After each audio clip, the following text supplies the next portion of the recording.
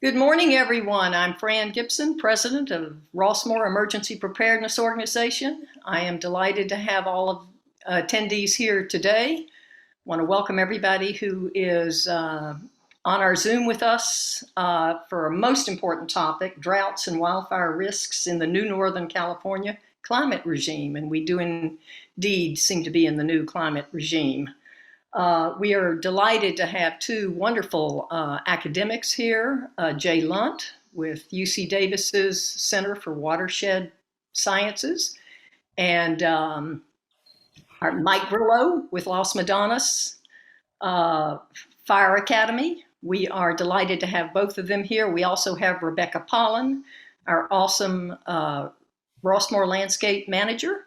She's here and she will be taking your questions on landscape issues as they relate to both droughts and wildfires.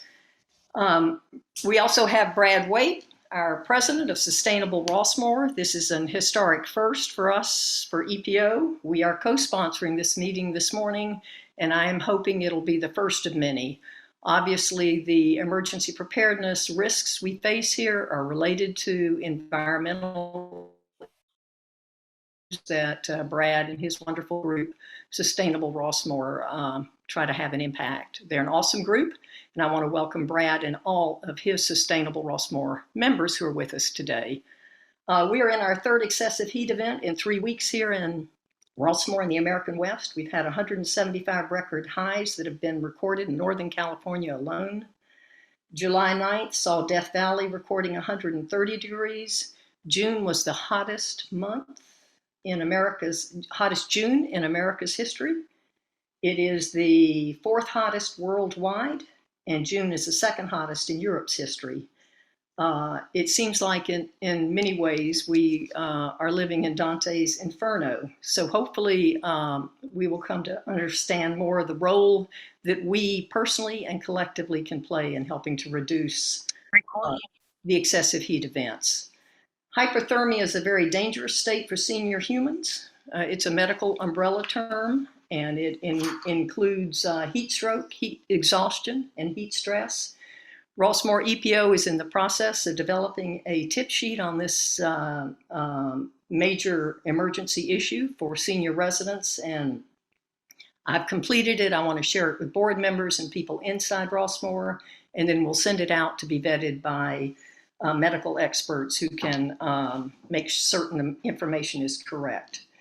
Most of you know that last week a 6.0 magnitude earthquake struck Walker. It's a small town southeast of Lake Tahoe. My grandson's name is Walker. He's very impressed that there's a town in California named Walker.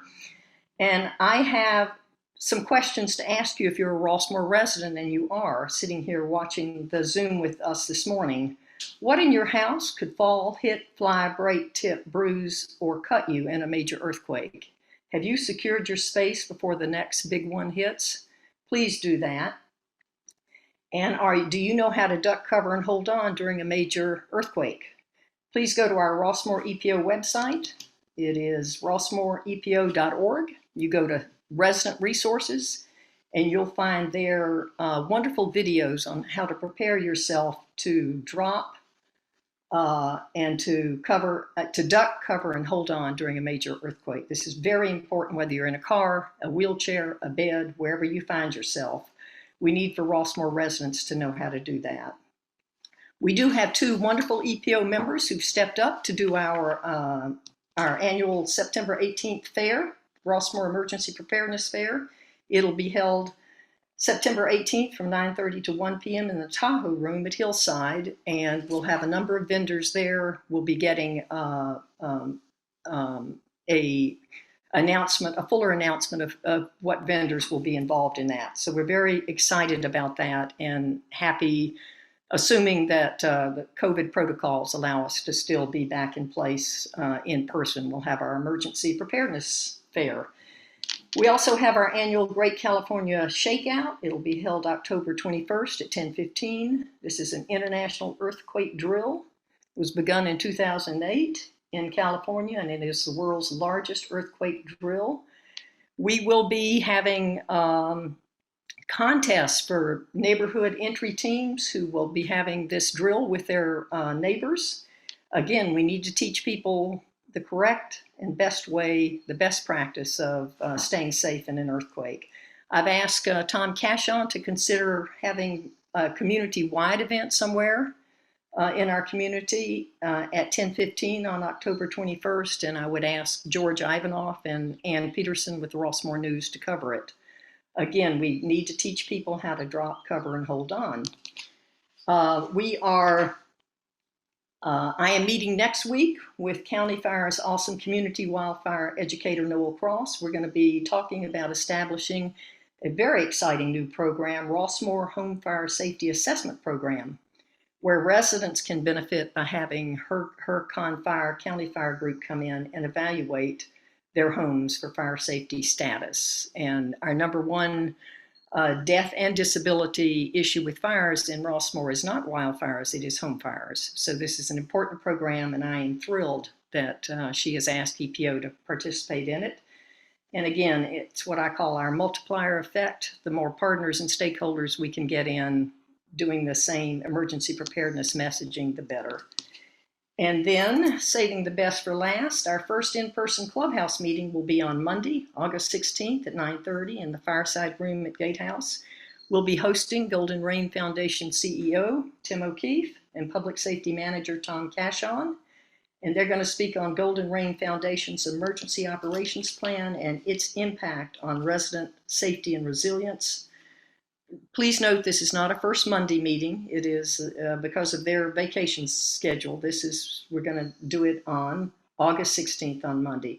In person, I am delighted. It means that we will come back for the first time in 17 long months and have a sense of our EPO community together again. So it's really great. We're going to be asking some questions. I will be asking some questions, and I will be tossing out some prizes if attendees of this meeting have the right answer or the best answer. So please come. We look forward to that, getting together as a group again, the first time in 17 months.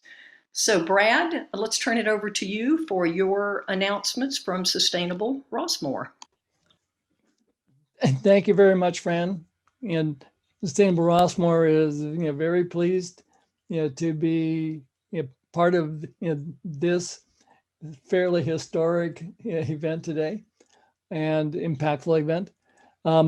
Before I get into the bulk of my quick comments, just like to mention that last Tuesday night, Sustainable Rossmore, what we call SR, held its first in-person meeting since the lockdown 18 months ago. But it was, as Harris knows, it was a hybrid meeting. It was both by Zoom and in person. Because of scheduling challenges and finding rooms that were available that could handle a hybrid meeting, for the date we wanted, the room we got was the Tahoe room at the event center. So we had no trouble socially distancing in that meeting. And one of the reasons I mentioned that is that we found that we had 2/3 of the attendees still prefer to do it by Zoom, and a third came in person. My guess is as people get more comfortable with being in person again in meetings, that's probably going to change, but it'll definitely be interesting to watch over the months and what that proportion is. My guess is we're probably going to keep doing it by hybrid for a goodly while. And as Fran said, before I forget, our monthly members meetings are typically always, wait a minute, how could they be typically and always? The first Tuesday of the month at 7 p.m. We have been meeting in the Fairway Room at Creekside.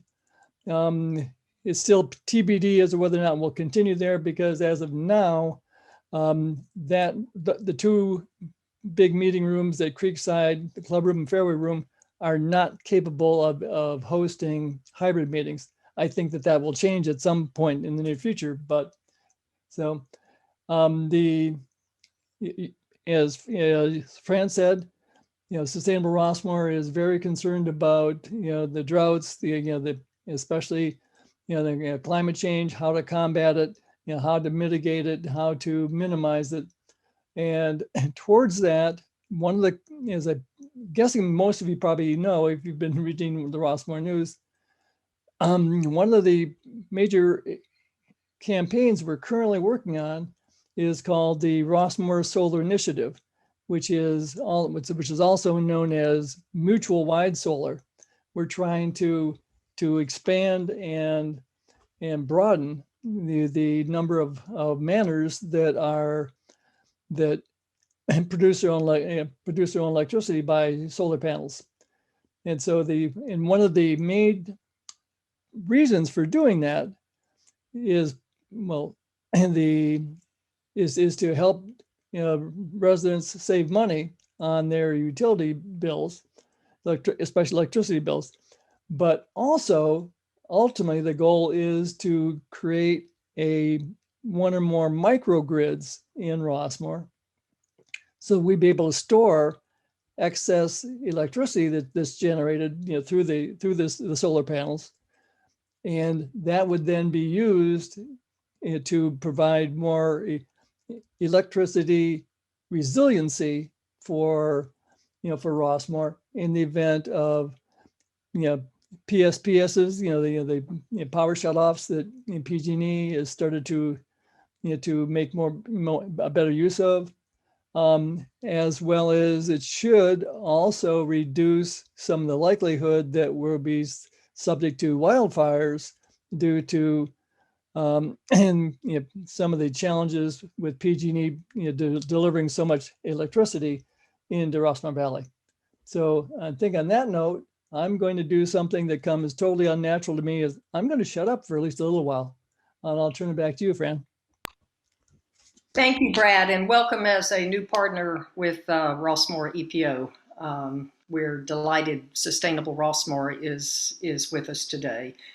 Harris, do you want to go over the quick rules? Yes, I do. Thank you. And then I'll also go over the slightly revised schedule, if you will. Good, thank you. Okay, it seems like most of the people are already paying attention to these ground rules because they've been to some of these Zoom meetings before. But again, I'll just go over them briefly. When you entered the meeting, we automatically muted everybody's microphone, and we tried to have their videos turned off as well automatically, so that only the presenters will be visible in the recording. And some of you may have noticed that after you turned your videos on, I turned them back off. So again, we'd only like to have the presenters visible for the final recording. And even the presenters have been asked to mute their microphones when they're not speaking, and that's so that any background noises from barking dogs or cell phones going off won't flip the presenters out of the focused video. We are asking people to put their questions and comments in the chat control in Zoom, and Christine Monsen will be watching them and consolidating them and addressing the questions to the presenters.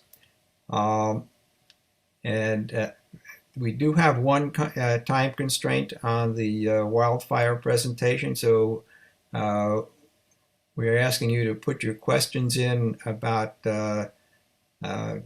landscaping and wildfire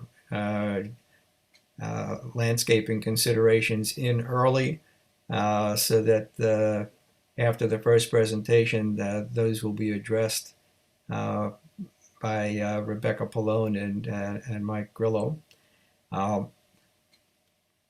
We do have live transcripts turned on for the hearing impaired, and they can be displayed as subtitles or a transcript panel on the side, and you can also save them and reposition them. The live transcripts will show up on your computer in whatever language your default system is in. The meeting is being recorded and will be saved on our rossmooreepo.org website. There will be closed captions in English and subtitles in another 15 languages. And here's the agenda. The only change to that is Mike Grillo will be going first, and then Jay Lund will follow him. And at this point, I'm going to give it back to Fran. Thank you, Harris. I want to introduce our panelists this morning and our two presenters. Harris Greenberg is a retired nuclear scientist. He serves as EPO's high-tech coordinator, and we couldn't do what we do through COVID without him. He is amazing. He will turn this program around by noon tomorrow and have me check it out to be certain that it's gets EPO's approval. So Harris, you're an ace at this, and we couldn't do it without you. Colene Trinterud is here. She's Red Cross's blood program lead. She is our ex-past president for 5 years of Rossmoor EPO. I'm standing on her strong shoulders as I go forward in my second year being president. She does everything she can to manage life-saving blood here, that we do this quarterly. We do it in co-sponsoring it with Golden Rain and with Northern California Red Cross. If you can give blood, please do. Less than 50% of Americans over the age of 18 can qualify to give blood. And you could make a difference in the well-being and the safety of a firefighter coming off the line who needs life-saving blood. Tom Cashon is not here today. Tom is out of town. He's normally here, so there will be no public safety report. Christine Monsen is our intrepid questions and comments moderator. She's a retired civil engineer, and she serves on our EPO board of directors in charge of radio communications. And she's an ace at batching the questions that come out of today's two panel presentations, and she will shoot them to the right panelists today. Rebecca Pollen is with us, I'm delighted to say. She is Rossmoor's landscape manager, and she oversees a staff of close to 80 ground crew members who look over 1,100 acres here of landscaped property or land here in Rossmoor. We have 700 acres that are open space, which is wonderful. Rebecca is a native of Malibu, and she's an undergraduate of UC Davis. And in 2006, she moved to Australia, got her master's in landscape architecture from the University of Melbourne. One of the words I've always liked in Rebecca's presentations is her leaning into stewardship, and that's what I think is important word of the day here for what we're going to be talking about. So welcome to Rebecca. Jay Lund is with us. Jay is director of the prestigious Center for Watershed Studies at UC Davis. It was founded in 1998 by two academics seeking an end to one-issue solutions to the complex environmental problems that challenge lawmakers and policymakers in our state. The center's mission is to provide interdisciplinary study toward critical water challenges that we will increasingly face.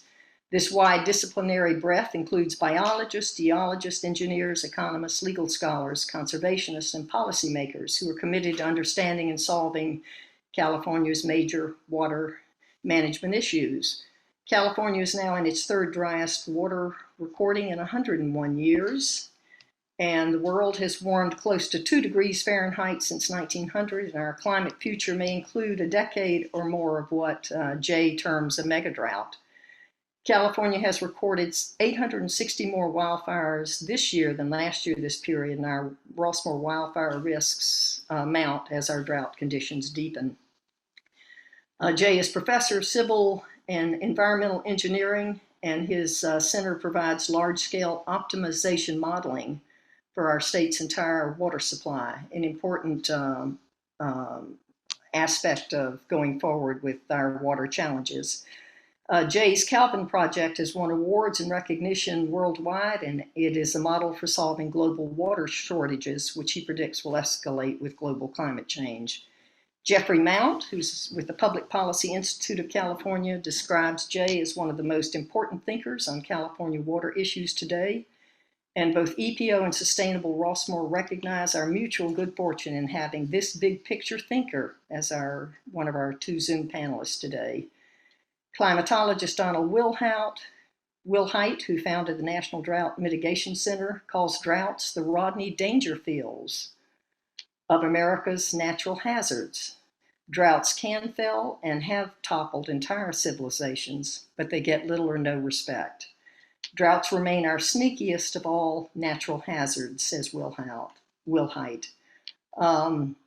Jay knows well the role of droughts historically, and he's going to present that today. Our native ecosystems are in decline, and all of us, as I say, personally and collectively, have to change our behaviors to meet the new climate regime we're in. We're also proudly hosting Professor Mike Grillo with Las Madonas College. He chairs the Fire Technology Department, the Fire Academy, that graduates cadet firefighters to serve on front lines across California. Mike and I met in person right before the state COVID-19 lockdown months ago. He's an energetic and fire ecologist who will tutor us today in wildfire behavior and how it is impacted by drought and climate change. Mike is a member of a 4-generation firefighting California family. Stop and think about that. He retired as a fire captain with the Hayward Fire Department. He teaches Fire 101 in the Fire Academy at Las Madonas College in Pittsburgh. He knows that firefighting is a dangerous job that demands a unique individual, that's his quote, to serve the public safety and emergency needs of fire victims. It's a career path calling for considerable physical and mental strength, and Mike knows that his graduates have to earn the trust of the public they serve, be physically fit, be mentally strong, be adaptable, be a team player, and to treat all fire victims, with dignity and compassion. So we're delighted to have both of these people here as our major panelists.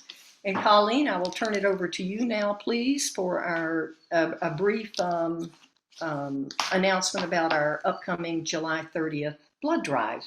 Colene, thank you. Great, thank you so very much.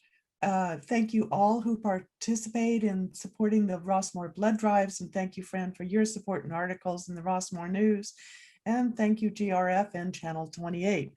It all helps in putting us all together. On the blood drive in 2 weeks, which is Friday, July 30th, since the newspaper came out, we had 17 before. We now have 32 of our 38 appointments filled. 3 are still available for the Power Reds and only 2 left for the Whole Bloods. And we have a couple of weeks to go. So I think we're in very good shape. Thank you. Our next drive is after this one is October 8th, and you can sign up now. It's on the website, how to do it. It's all there.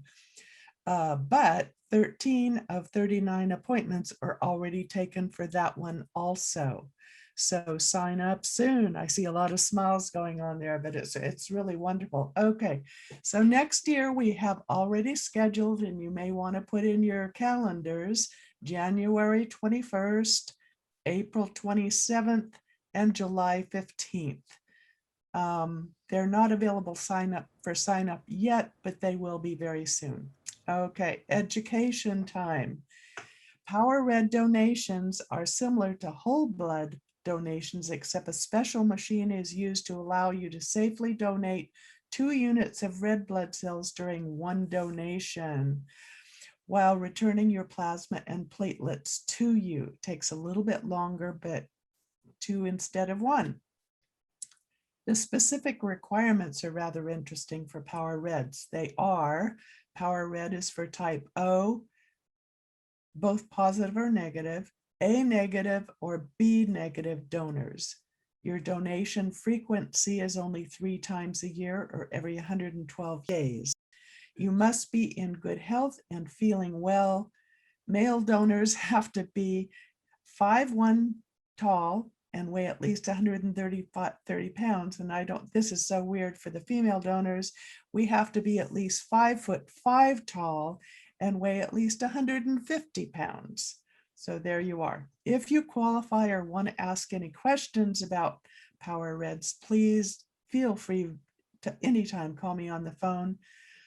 For best results in organizing and maintaining your Red Cross, go to the Red Cross blood donor app on your phone and download it. It gives you your blood type, COVID exposure, rapid pass access, and ability to manage appointments. And best of all, it'll tell you where your blood went. And I find that to be a very exciting as the blood donor lead here for Rossmore. Last time we knew that our blood went out to 3 different hospitals and saving lives in California. I just find that to be, it brings tears to my eyes. Any help that you need at all, please email me or call me. My information is on the screen right now. Please feel free to use it. Thank you very much. And your one blood donation can save up to 3 lives. It truly does. Thank you so much. Thank you, Colene, and thank you again for the work that you do. It's marvelous. And again, some of these blood products could end up going to help firefighters who are trying to help us. So thank you very much. Mike Grillo is going to present first. So Mike, you're on, and welcome to EPO and Sustainable Rossmore. Actually, Fran, before Mike does his presentation, I want to do the first poll. Excellent. This is about plans for voluntary and mandatory evacuation if in the case of a wildfire or other hazardous events. And so this is just a check of your preparedness ahead of time. And I'm going to just give you 1 or 2 minutes to respond to it so we can see some general statistics. The poll is completely anonymous, so we don't know who's answering what, but we'll get some statistics out of it. So I'm launching the poll now. And you should see on your screen the questions. And so at this point, we've got about 40 people responding. Looks like grab-and-go bags are pretty popular. At this point, we're seeing 79% of the respondents have them, 21% don't. Having evacuation plans is a little less. It's all about 50-50. Half the people have them and half the people don't. In terms of having physical maps in your car, less than 40% have them, and about a little more than 60% don't. So I think we've got the sense of what's going on. And with that, I think I'm going to end the poll, and we'll be able to publish the statistics on the website after the meeting. Now we can go ahead with Mike's presentation. Good morning, Rossmore. My name is Mike Grillo, and I serve as the department chair at Los Medanos College for Fire Technology. I am a retired fire officer. I spent the majority of my adult life as a firefighter, about 30 years. Today, I would like to share a few slides with you covering several components of both fire technology, fire behavior, and a little bit about our training program. Right now, there are about 23 active wildfires in the state of California. So the ones that I wanted to share a little bit of information with you. One of them is the lava fire north of us in Siskiyou County. There's around 3,000 people have been evacuated. The fire's consumed about 25,000 acres. There are currently around 86 fire engines there, 26 hand crews. One hand crew is made up of 20 firefighters with 1 officer that work on foot with hand tools, independent of a fire apparatus. There are currently 13 helicopters on that fire and somewhere around 1,200 firefighters.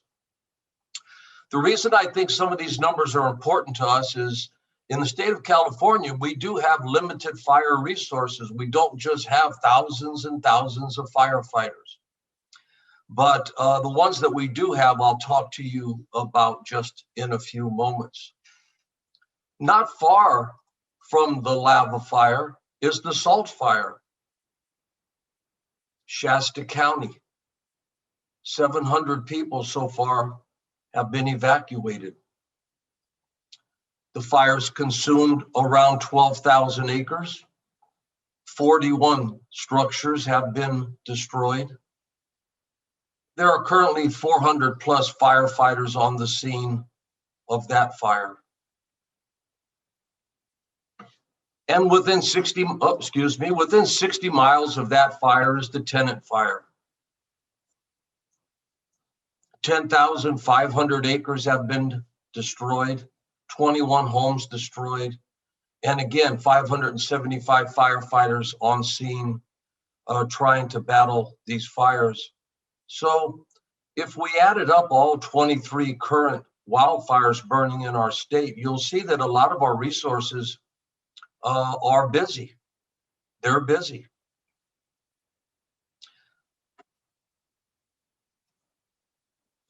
When I teach and when we as firefighters talk about vegetation fires, there's three major components that we deal with on a regular day-to-day basis. I'll just briefly talk to you about the three components. The first major component of a wildland fire is what's burning. We call it the fuel. Fuel, not to be confused with oil or gasoline, but in wildland, the fuel is what's burning. Just a couple of little pictures. Light, flashy fuels. Those fuels that normally are associated with the grass family, usually knee-high or shorter, very fast burning, very easy to ignite. All of us that have lived in California are very familiar with light, flashy fuels. Medium growth vegetation. Our vegetation in our fire service that we consider to be, anywhere from 3 feet tall to 10 feet tall. Brush, grass, manzanita, chaparral, scrub oaks.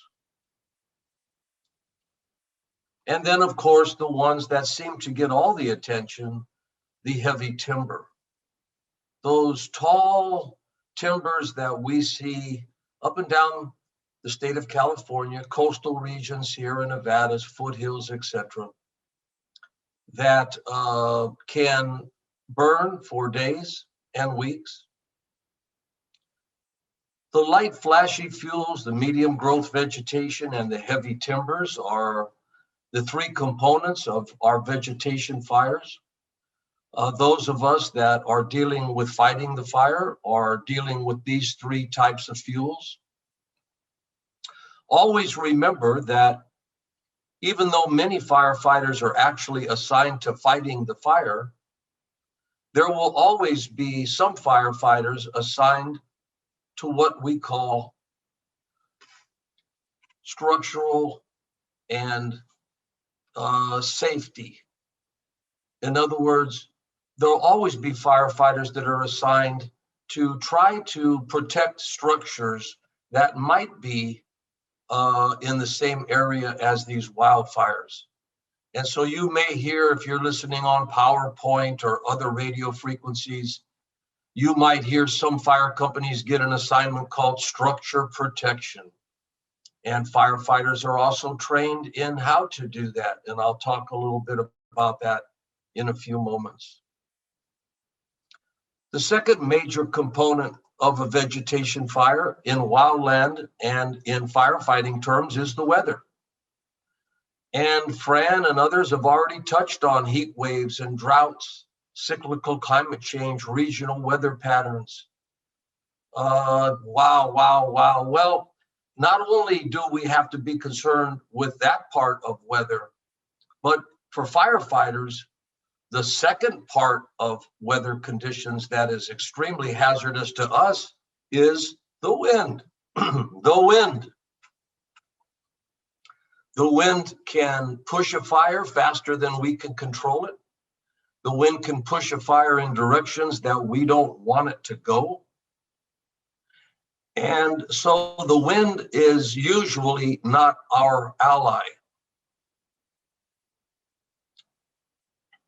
The third major component of a vegetation fire is topography, the layout of the land. California is not a flat state. There are features that bring the terrain up and down slope. And so firefighters know that fires burning uphill, upslope, up terrain can burn many times twice as fast as on flatland. So fire coming uphill is not only treacherous, but it's going to increase in speed. And so in our fire training, in our fire technologies, in our classrooms, in our books, these are the three major components that we instill upon all of our firefighters. We do it in a couple ways. We do it through classroom technology. We do it with an emphasis on realistic hands-on training in the field.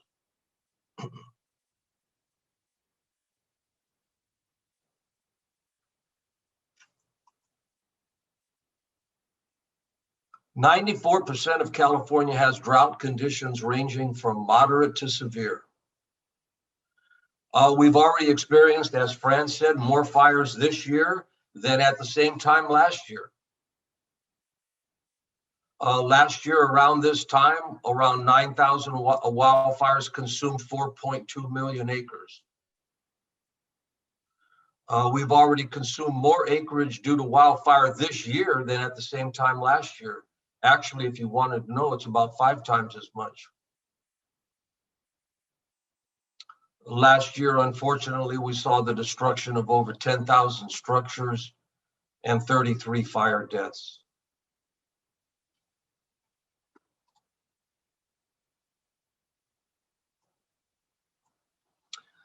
This year, between January and July 4th, there were 4,500 plus fires that scorched over 114 square miles in California. You could find out how many acres that is real easily, how many acres are in a square mile. During the same time frame last year, 2020, there were only around, I say only, that's probably a wrong word. There were less, there was a little over 3,000 fires that blackened 48 square miles. So we're off to a good start.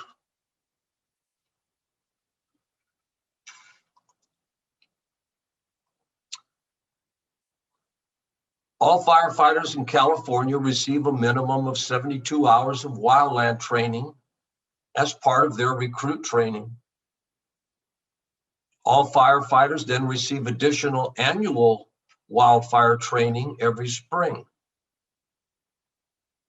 Of course, in preparation for fire season.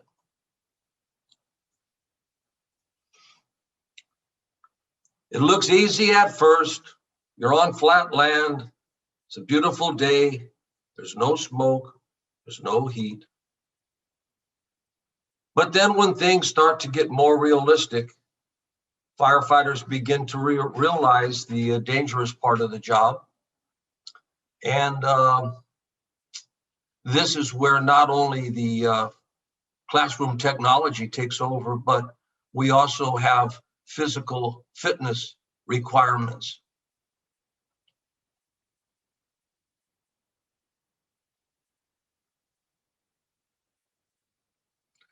California firefighters are well trained in vegetation fires. And why is that? Because we have so many every single year.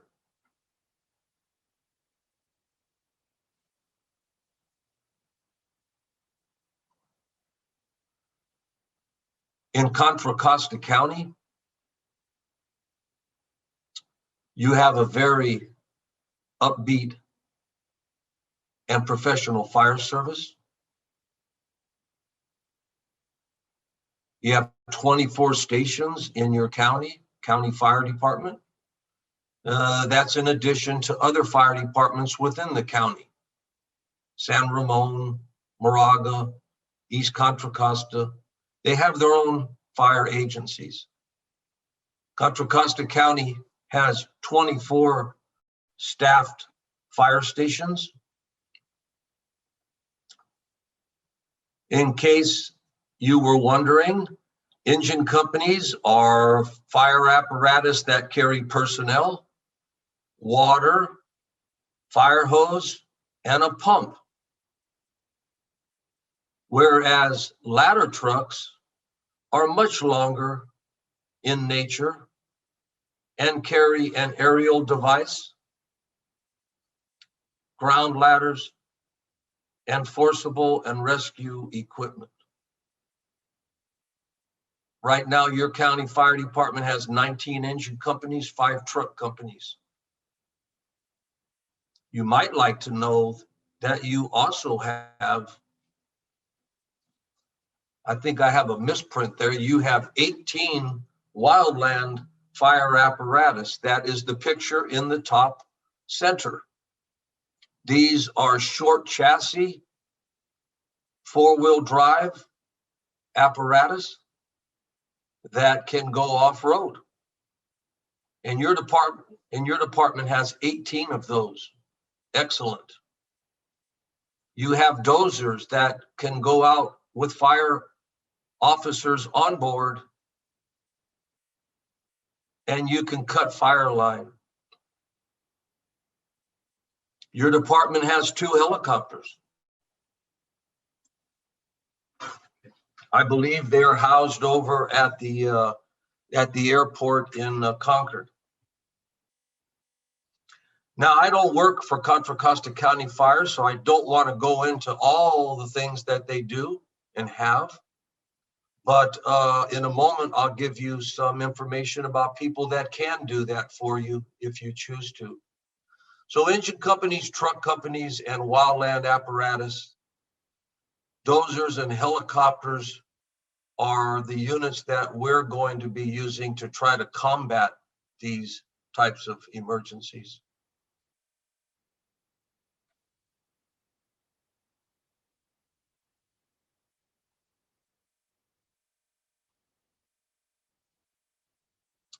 Of course, your closest station to you is fire station number 3.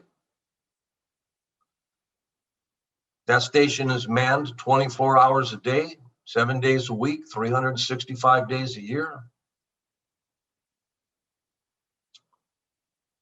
Any of the things on this page, firefighter wildland training for your fire department, fire operation preparation that your fire department is doing, current staffing levels.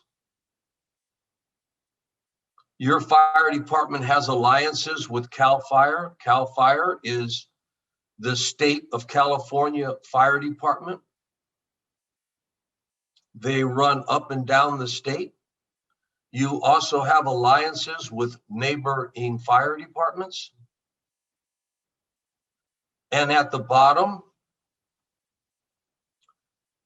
Battalion Chief Kevin Platt would be, I think, your best contact. There are some phone numbers and emails to the bottom right. The person involved with dozer operations, fire trails, cutting fire line is Engineer Ron Cutting. Again, I would suggest going through the 941-3300 number.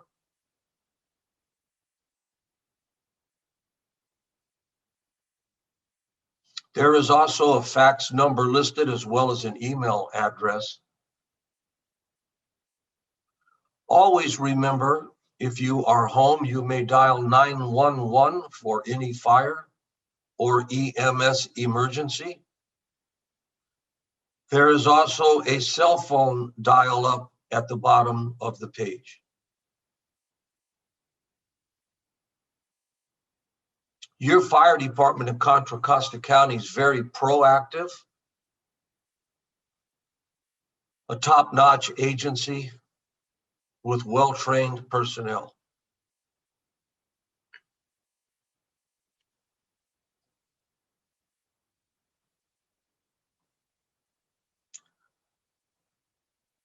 This has been mentioned briefly before. Remember, my strong suggestion is prepare and arrange for evacuation ahead of time. Don't wait till the last minute. Many fires that I've been on, you see people running around literally with their heads chopped off, trying to find this, trying to find that, and fires coming up their backyard and already starting their porch on fire. So please, please, please take all of this seriously. And I know Harris did some questions and answers. I think he took a survey. So let's make sure that we get up in the 90 and 100 percentile. Again, identify where you're going to go. Have your evacuation route. Have more than one option. Are you going to go visit a friend or a family member? Are you going to go straight to a hotel? Or are you going to go to a county shelter? Start thinking about these things now. Map out your primary route. I think both Harris and Fran talked about that. Have a backup route. There's going to be roadblocks. There's going to be cars stalled on the road. At one of the fires I was at, the Oakland Hills fire, there were cars stalled all over the place and people had physically got out and started running. So let's have backup plans. Let's have different routes. Harris mentioned having, or a question about having a map. Yeah, they're cheap. They're pretty cheap. Get one, get two, whatever. Have a place, a destination, an exact destination that you're going to evacuate to. For example, I just put the Safeway store at Countrywood Center. You pick a place that you need to be. You pick a place that you want to get to. And let your family and friends know that's where you're going to go.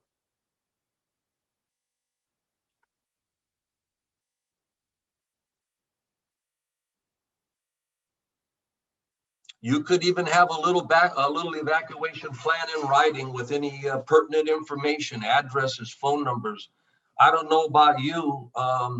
I forget addresses. I forget phone numbers. So I'm in the habit of writing more things down. It's just a suggestion. There are radio channels and news channels that you could pay attention to, you could monitor.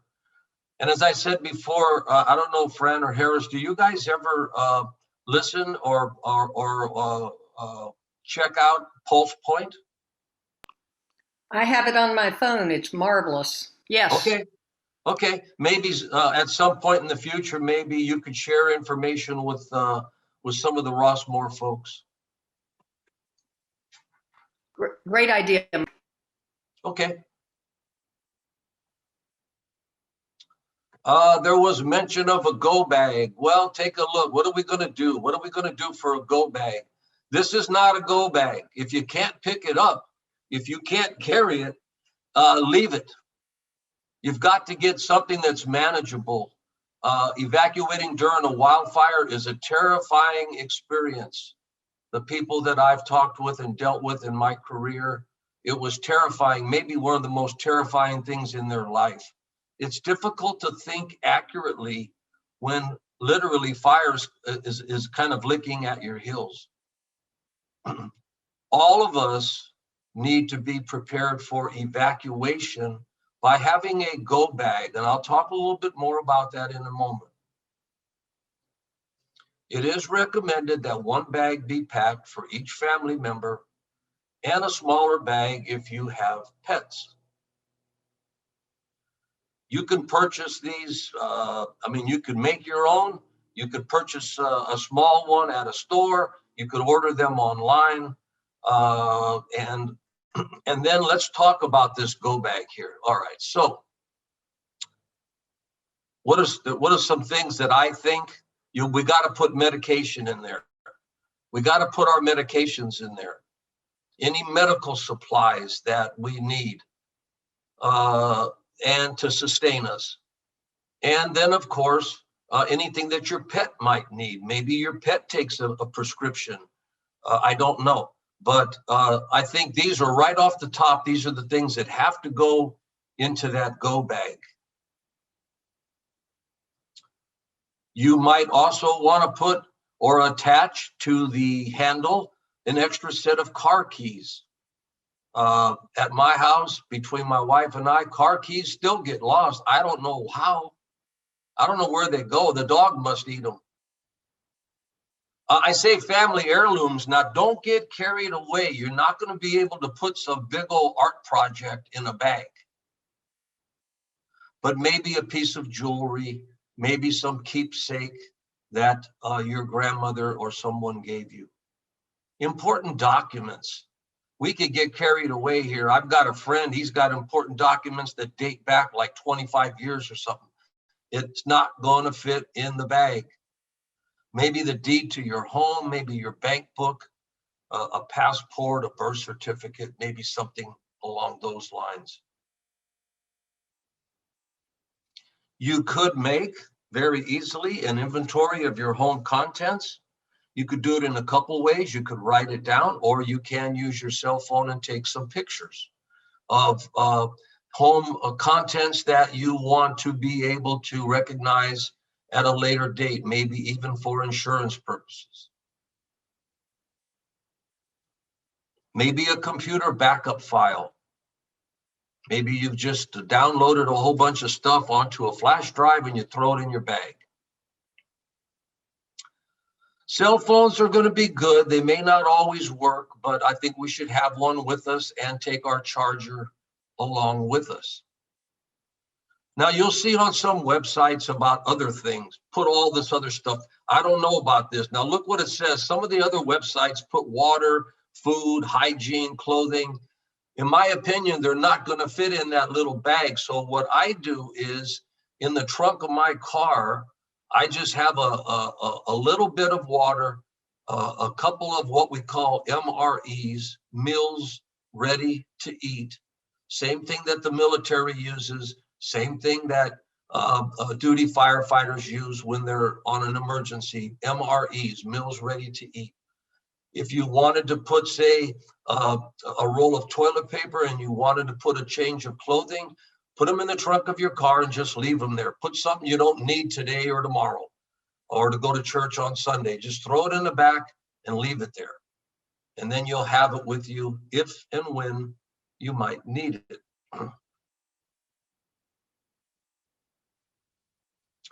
I won't bore you. I promise you I've only got a few more slides.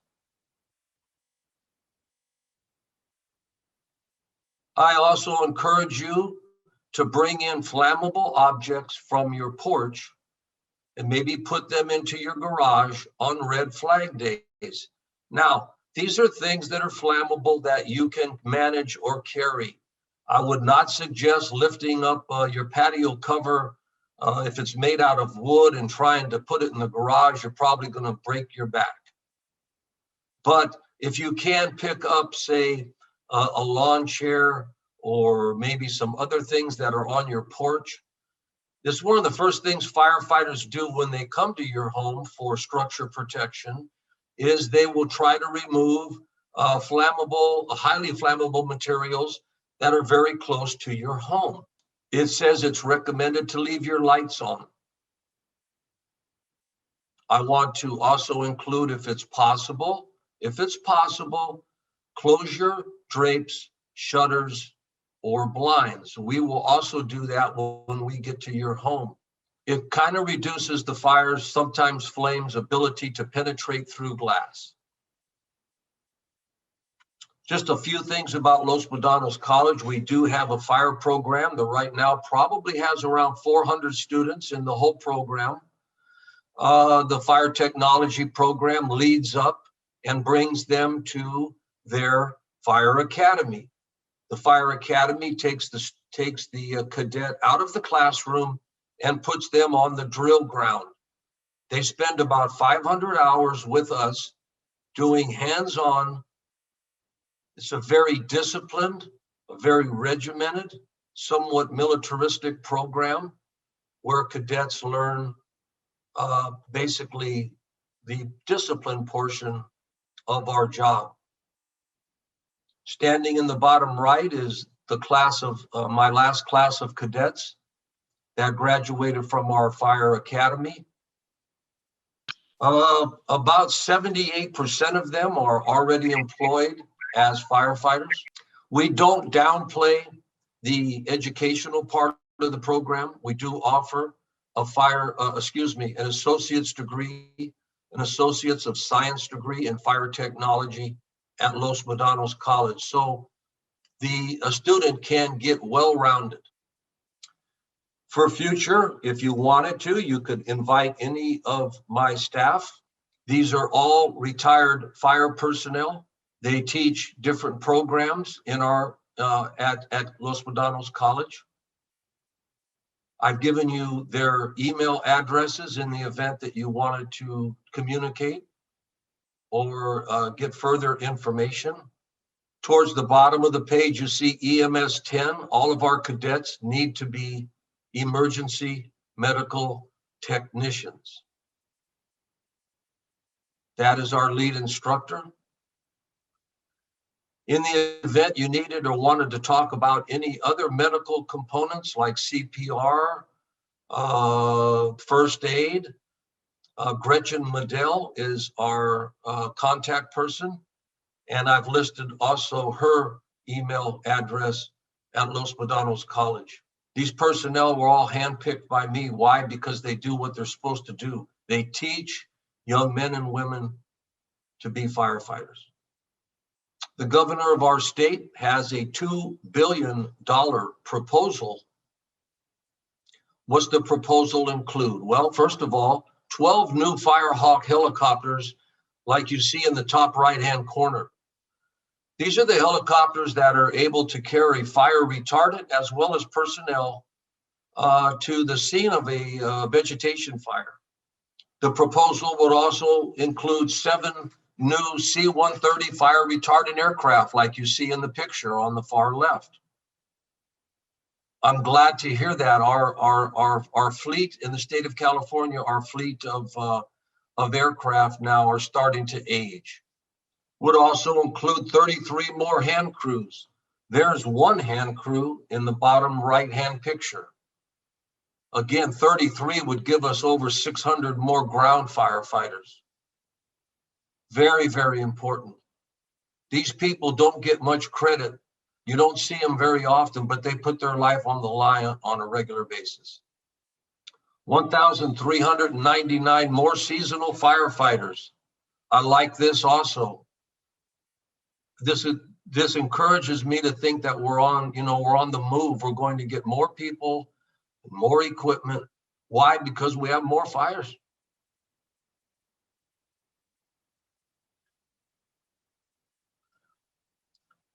And the ability to spend money to create fuel breaks near vulnerable communities. I like the whole proposal. Now, I don't know if there's anything else on there that I have not mentioned, but these things I really like. Mike, we're gonna take questions for you now. Yeah. Okay. And we'll also take questions for Rebecca on any landscaping issues, because she may have to leave our meeting early as well. How did I do? You did fine. Okay. That was great. Tom Cashon says his new hashtag for his new job here as our public safety manager is a safer Rossmore.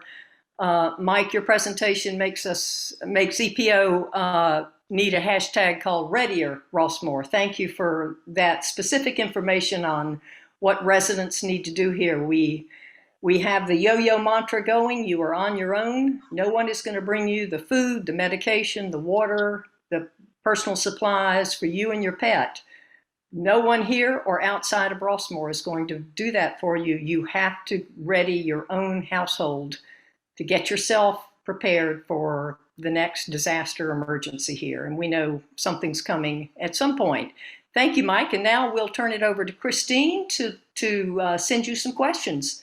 Okay. And Rebecca will follow with some questions for Rebecca. Thank you. Thank you. Great. We do have, Mike, a lot of questions for you and a couple for Rebecca already. There's a lot of concern about evacuations here in Rossmore. We have about 10,000 oldsters who live here, and we've got one entrance and exit. And do you think that we need another exit? And if so, any idea of how it could be funded, either federal or state sources that might be available?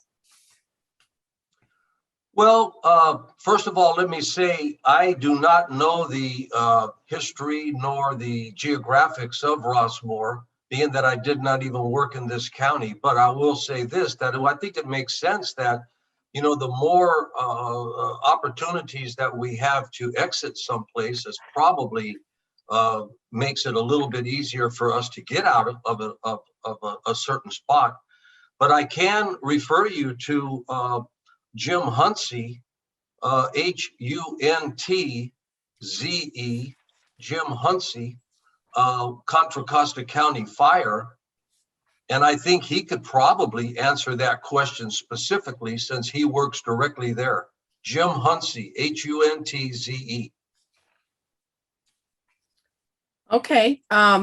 This is a question that always comes up anytime that 4-letter word fire comes up during any meeting. So thanks for that. Another question that we have regarding evacuations, you mentioned that we and other speakers in previous presentations have said we should plan an evacuation route. One questioner said, won't we be told when and where to evacuate to if there is a mandatory evacuation? It's been my experience that the first evacuation calls are basically get up and go, and there may or may not be an exact spot for you to go to. There may not be a shelter established within the first several hours. So I think the answer to that question is we're going to be told to go, but I don't think we're going to be told exactly where to go right off the bat. Does that make sense to you? Yeah, I mean, we've heard evacuate if you're concerned, Right. and we've heard have a place to evacuate to. And then if you're one of the standouts that really don't want to evacuate, they'll come and get you and tell you to evacuate. Yeah, remember, sometimes it'll start off with a voluntary evacuation, and then it may lead to a mandatory evacuation. Right. Now, given that we have this one entrance exit, we've been told, and it's likely true, once we get outside of Rossmore, or even while we're trying to get out of Rossmore, everything's going to be gridlocked. What do we do in that case? Well, let's hope that, the local police agencies are aware of certain communities that may need some additional assistance in getting out and getting situated. I don't want to paint a real pretty picture here. On some of the emergencies I've been on, it's very, very hastily managed, where people are just trying to get out of the actual flame itself. So I do not know, being that I never worked in Contra Costa County, I do not know any specific event that they may have already planned for you. I would have to refer that to Fran. If Fran, have the police or fire ever said we're going to do something special here? My understanding from Con Fire and from Tom Cashon, our public safety manager, is if the event or the incident were such that we needed to be evacuated or to go to a shelter, the evacuation order will tell us where to go. In that instance, it will tell us where to go. Otherwise, you get in your car and you go sit on 680 or 24 in a parking lot trying to get to one of your two destinations, depending on where the event or the incident is.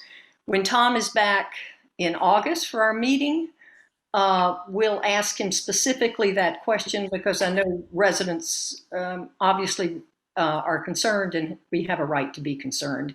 My other understanding about alternate routes out of Rossmore is with a mandatory evacuation called by civil authorities, one or two of these alternate exits, depending again on where the incident is, would be opened, and we would be told in a Nixle alert or alert coming from the county's community warning system where that alternate exit or exits are. So know that I am convinced in my work here, convinced that Con Fire and the Walnut County Police Department and Golden Rain Foundation will do everything they can to make certain we get the message we need in a disaster and emergency when we are being asked to evacuate. The other good thing to remember is if you are concerned, get your grab and go bag and get in your car and go. Evacuate yourself if you are worried. Fran, in the absence of Tom Cashon, I'd like to also just reiterate what Tom and Kim O'Keefe have said a number of times. There are 8 or 9 access routes into Rossmore, primarily for the firefighters and the dozers and the equipment to come in and the ambulances to come in. And those are mostly not normally paved roads. They're rough-hewn back roads that would not accommodate a typical sedan or a car trying to go through and get out on the route that the firefighters are going to be using to come in. However, there are, I believe, at least 3 other gravel or paved roads, one going out by Acalanes and another one going down towards Lafayette, that can be accessed in an emergency by the firefighters to open them up if we need more than one exit.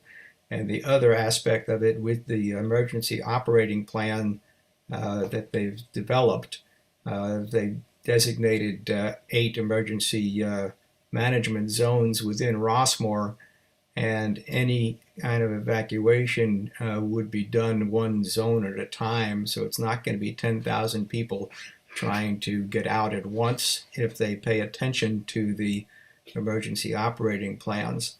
So, but again, since Mike is not familiar with those other access routes or the emergency operating plan that we have for Rossmore, there are more options than just everybody trying to pour out of the main gate.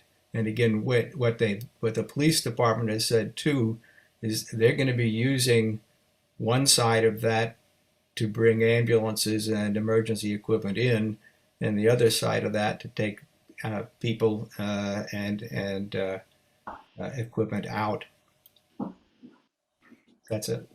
Thank you, Harris. That's very helpful. There are 3 alternate exits that could be made available to us, is my understanding as well. And I want to repeat something that Tom Cashon said in last week's wildfire safety webinar, is that we've been told in the past to go to the golf course, and we would go to the golf course only if instructed to do so and as a place of last resort.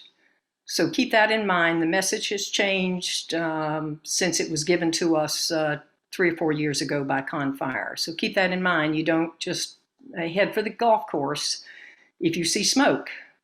Sign up for Nixle, sign up for the community warning system, and you will be told precisely where to go. And that will be very helpful to residents. Thank you. More questions, Christine? We do have a few more questions. There are so many risk factors going on during a fire between an urban and wildland area, like the Oakland Hills, like a lot of areas in Rossmore. How do you balance all of the things that are going on at the same time? Weather, wind, low humidity, loss of power, perhaps affecting the water pumps.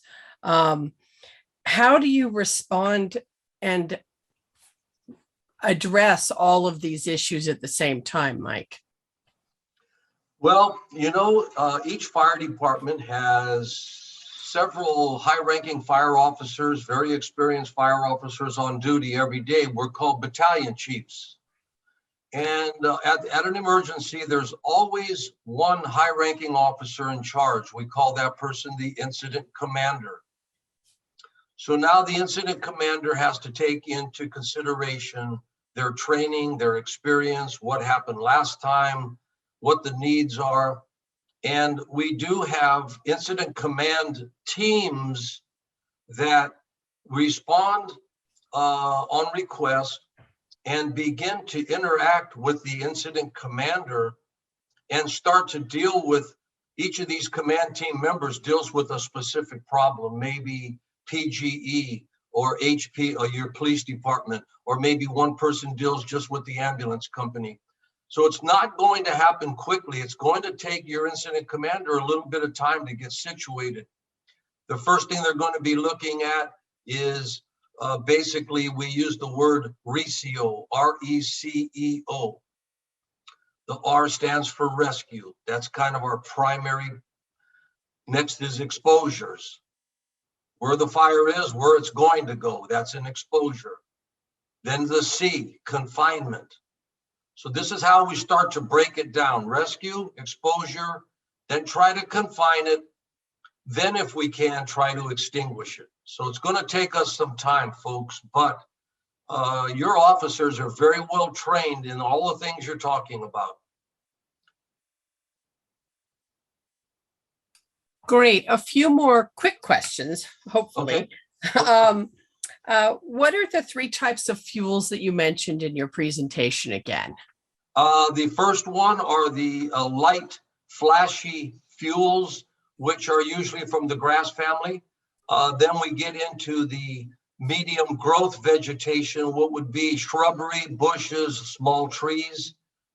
And then we get into the heavy timber. Of course, if you've been anywhere on the coast or up in the foothills or mountains, you've seen the heavy timber. Okay, we have all 3 here in Rossmore. Absolutely. The trifecta. What types of vehicles are in a typical company? Are we talking about a fire company now, ma'am? Yes, yes. Yeah, so every fire station is going to have at least one of the type 1 engines. That's the big fire engine, carries the most amount of hose, most amount of water. About every 3 or 4 stations, we put a ladder truck, the large apparatus with the aerial ladders on it.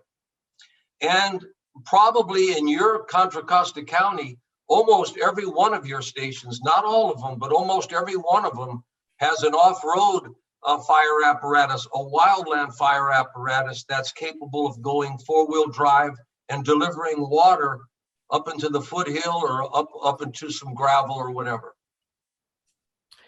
That leads right into the next question. Where does the water come from?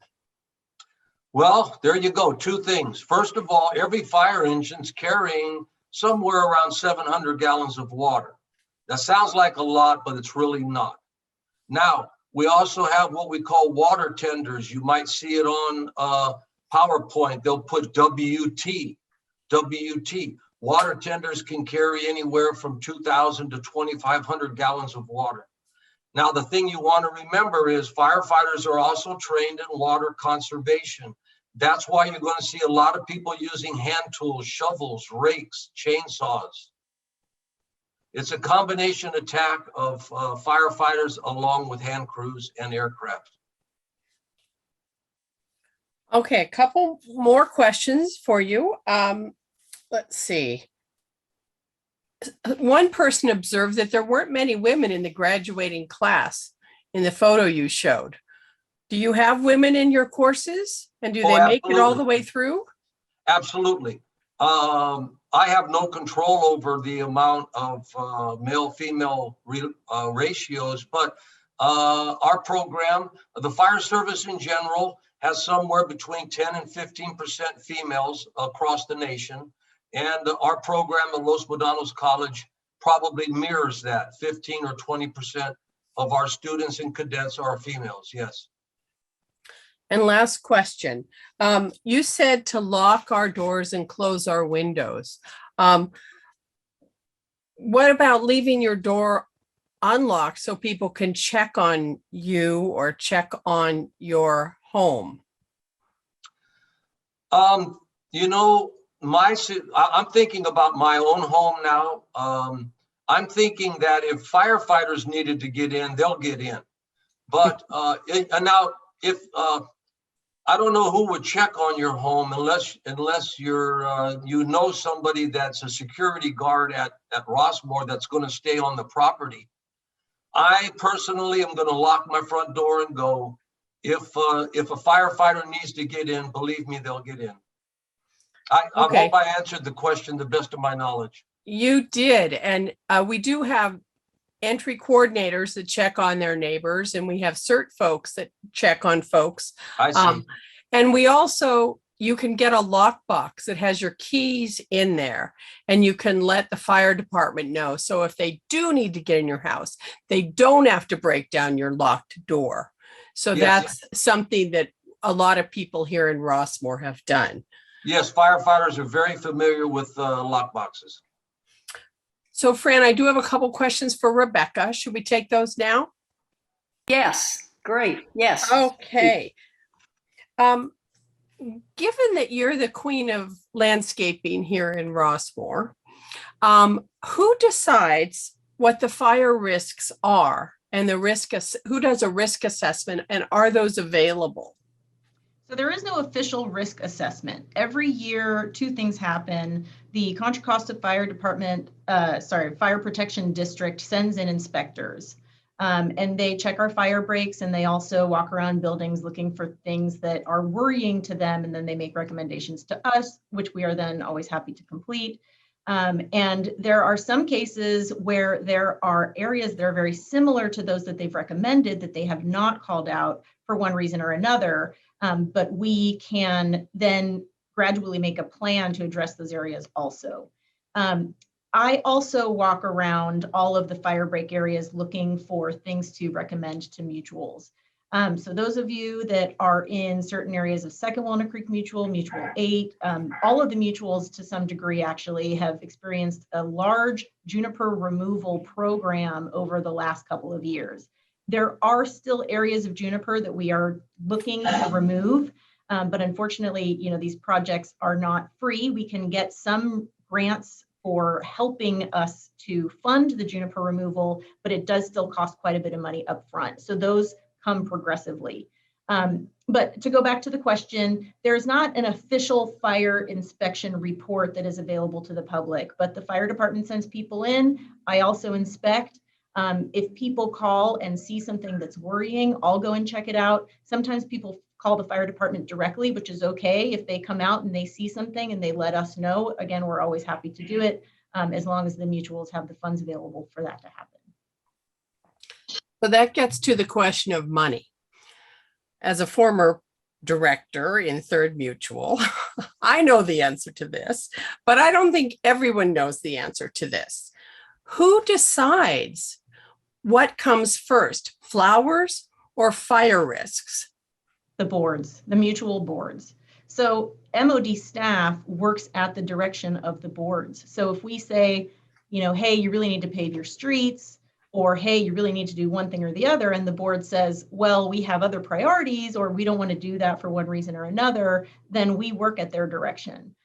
So if there is something that really concerns you and you feel the need to have it completed, if it's a landscape issue, you first go through your landscape representative who serves as an agent to the board, even if they may not be on the board.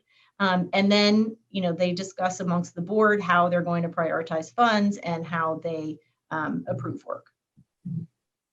Okay, so if you're concerned, landscape rep or project director before Rebecca, and if you aren't getting any help there, the fire department.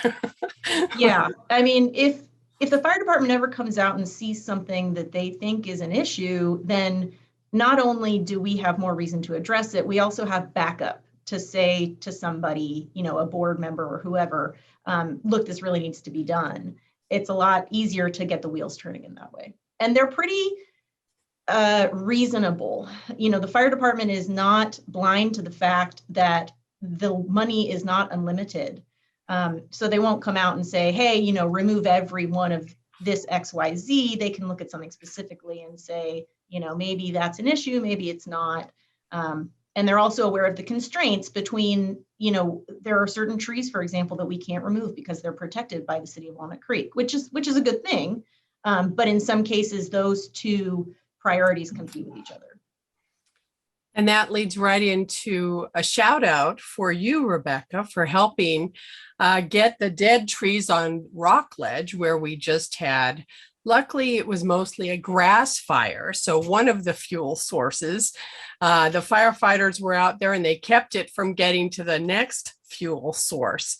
But there were some dead trees along Rockledge. And we were waiting for a permit from the city, even though the trees were dead, to take them down. So if you see something you're worried about, as Rebecca said, go through your landscape rep, go through your project director. It may be the city that is taking time to evaluate whether those dead trees should come out. And Rebecca is your asset helping out then. So a special shout out to you from those on Rockledge Lane. And then there's a question about the pine trees on Canyonwood Court. Maybe you could answer that in the chat section. Okay. Really quickly, I can say again that personally, I go around every year and I look for Monterey pines in particular are what we're targeting because, not only are a lot of them very close to buildings, but they're at the end of their lifespan. And then their death is sort of expedited by the drought, which has caused them to be a little bit more weak, which then allows them to be invaded by pine bark beetle. And when they start to die, they generally die really quickly. I mean, you'll see that a tree looks like it's suffering. Sometimes within 6 weeks, it's completely dead. Wow. So we look for Monterey pine trees that are close to buildings that we can start phasing out. But again, that's a long-term project. Last year, I think we removed more than 100 trees, not all of them Monterey pines, but it's an ongoing thing that's going to be a long-term removal program. And they may not be replaced right away. And folks just have to be aware that that tree that you want to hug may be dangerous and you've got to unhug it and let it be taken down and then wait for the funds to come to replace it, working through your landscape rep and project director. So Mike and Rebecca, thank you so much. That's all the questions that I have. Back to you, Fran. Thank you, Mike and Rebecca, and thank you, Christine. You are an ace at this question and comments moderation. You are great. Jay, you're up next. Welcome. Fran, I think we had one more poll to do at the request of Sustainable Rossmoor before Jay makes his presentation. Thank you, Harris. Okay, so this poll is on the drought, which is the subject of Jay's presentation. And so there's two multiple selection questions here. Comments are starting to come in. It looks like a lot of people, for the majority, are strongly agreeing the level of drought conditions. 74% strongly agree, 18% agree, 10% either agree or disagree, and we don't have really anybody with any disagreement or strong disagreement with the drought situation. In terms of concern with drought effects and wildfire, there is nobody who isn't worried. There's some level of worry. Mine are a little bit of concern with 9%. Comparable 9% concerned with just air quality. 41% are worried about air quality and wildfires, and also another 40% concerned with the potential need to evacuate, and about 80% responding to it. So I'm going to end the poll here, and you've got a sense of what's going on in terms of people's concern with drought and wildfire. Thank you, Harris. And let me just let me thank Jay again for waiting this long. Jay Lund is the director of the Center for Watershed Sciences at UC Davis, and one of the preeminent, probably global experts on drought. And we are delighted to have you. Please go ahead, Jay. All right, let me share my screen. And thank you for putting on this conclave and these discussions. I really appreciated Mike Grillo's presentation earlier. I thought it was very, very informative. We should all be paying attention to wildfire this year. We've seen this last 2 droughts, this one and the previous one, were especially warm, leading to especially long fire seasons and a long tail to the drought, in the sense of even after the drought had ended, I think it enhanced the wildfires afterwards. I'll talk about that maybe more a little bit later. So what I want to talk about today is this new drought. It began last year. We're in the 2nd year of it this year. And I want to talk about it in the context of the history of drought and the sort of longer term evolution of water management in California. So a little bit more academic, a little bit more ivory tower than the previous talk, but hopefully still a little bit useful and interesting. But do pay attention to wildfire this year. I think that's got to be a bottom line here. I have a fun little quote here from the ancient philosopher Heraclitus, Greek philosopher. You can never step in the same river twice. You never really have the same drought twice, even though they're awfully similar in many ways. So since most of you are from California, I won't belabor this very much, but California is a strange place for water, in that, as you can see on the map of the left, most of the water is available in the northern part of the state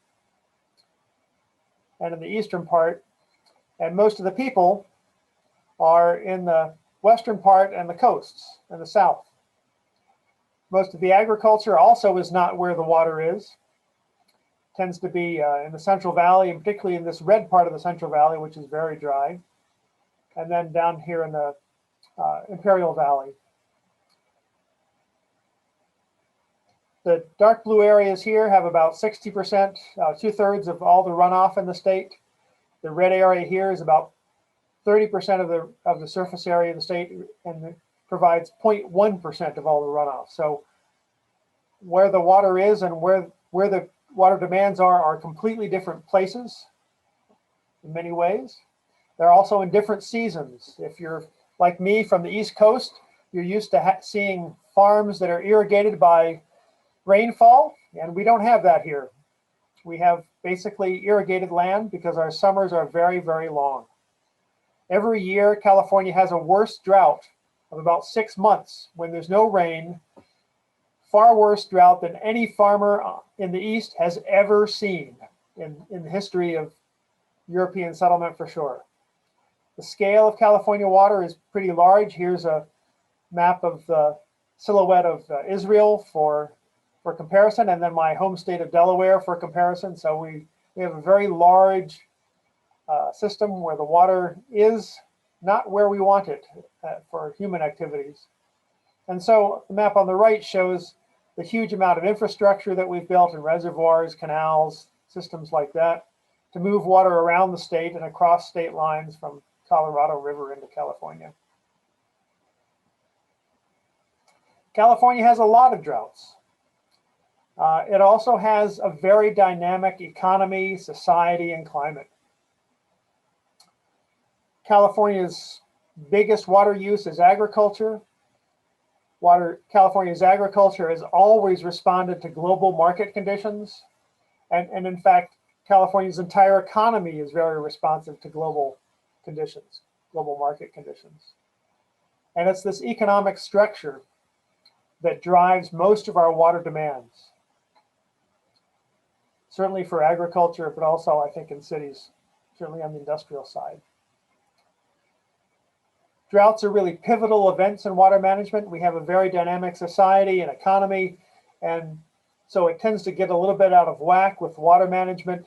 And so we kind of need these droughts every so often to remind us to focus on water management and to make big innovations in water.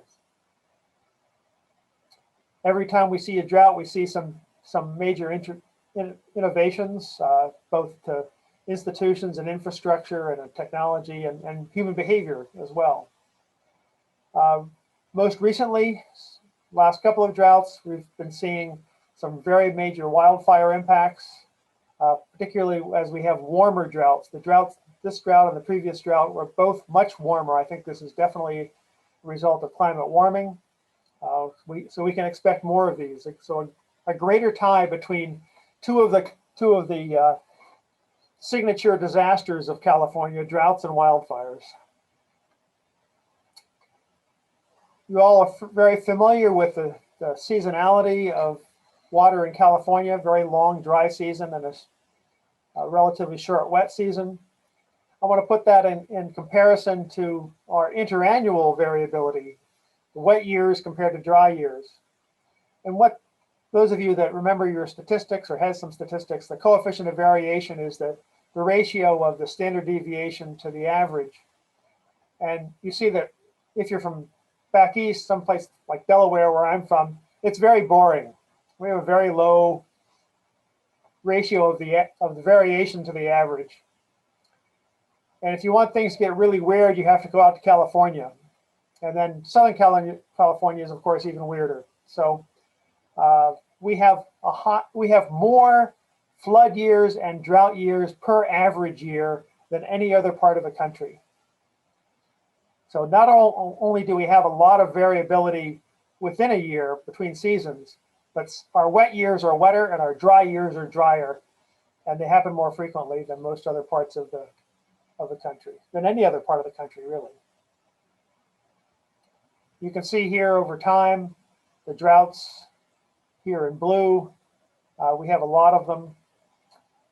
We have another set of them. If you go back even further in time, you can see dry periods and wet periods going back for thousands of years. Back in the Middle Ages, there were a couple of times when we had 100 or 200 year periods of drought. So people talk about this being a mega drought, and maybe it will become one, but so far we're just seeing more frequent and a little deeper droughts than normal. We haven't gotten into true mega drought territory as none of us saw back during the Middle Ages, but we can see it in tree rings and lake bed sediments. With each of the droughts in history, we've had a different form of the economy. So every drought hits a different economy. Every drought is a little bit different in its form and its depth and its duration. And it's being interrupted by wet years, perhaps. And it also hits a different economy. And since most of our water use is economic, particularly for agriculture, that has a big impact on the nature of the drought and how we manage it. Just to show the importance of that economic change, the big signature drought for California up until recent times was the 1930s drought that hit mostly an agricultural economy that did not have a lot of major infrastructure for irrigation, and that led them to build reservoirs and canals that we're seeing. Today, most of our economy is not agriculture, although 80% of our water use, of human water use in California is for agriculture. So we mostly have forms of economy that are not nearly so water dependent as agriculture. As we've hit different droughts in the past, there have been different initiatives for water management. In the droughts of the 1800s, the initiative was really to develop irrigation systems. We had a lot of farmers that came from back east, moved to California. They had everything was just perfect, except the rain didn't fall out of the sky in the summertime. So they had to get used to building irrigation systems. It's a lot of work and takes a lot of organization. By the time we get to the 1920s drought, 1930s drought, we were starting to plan for bigger diversion structures, bigger regional systems of dams and canals. Most of the regional infrastructure that we see today, Central Valley Project, State Water Project, came out of these two droughts. It took them some years to be built, but the momentum to build them came out of those two droughts. By the time we get to the 1976-77 drought, most of that infrastructure had been built, but we found that we still had a drought problem anyway, as you would expect with this kind of a climate. And we had urban water conservation and water trades happening. And we found that, yes, we can conserve quite a bit of water if we need to during a drought without greatly damaging the economy. It's a bigger damage to the economy than we'd like, but we can all survive. Civilization continues. In the 1980s drought, which is when I first came to California, we found that we can make a lot of operational improvements and intertie different water districts so they can share water more easily and help each other out. Made some really big improvements. In the 2007 to 2009 drought, was a small drought, but we improved a lot of our institutions and improved our data collection for water rights. In the most recent drought, aside from this one, we set in motion legislation to improve groundwater management and a few other more minor things. In this drought, I'm not quite sure exactly what we're going to do in the end, but we will see some innovations come out of that. I want to go through this drought a little bit this year and put it in context with the previous drought. So this drought is 2 years old. It started in 2020 here, and here's 2021. You can see this 2021 is the third driest year in more than 100 years of record in terms of precipitation. It's especially warm also, so more of that precipitation evaporated before it made its way to reservoirs or to groundwater. Let's compare that to the 2012 to 2016 drought. So 2012 was a little dry, 2013 a little drier, 2014 was pretty dry. Not as dry as this year, but pretty dry. A little drier than 2020. And then 2015 was not as dry as the first year of this drought. So we've had 2 years in a row that are comparable or drier to the 2014, 2015 drought years, which were the driest years of the previous drought. And these are the first 2 years of this drought. We're not sure how long this drought's going to last. 2016, we were starting to work our way out of the drought. Then 2017 was the wettest year on record. Remember I talked about how we have more flood years and drought years per average year than any other part of the country?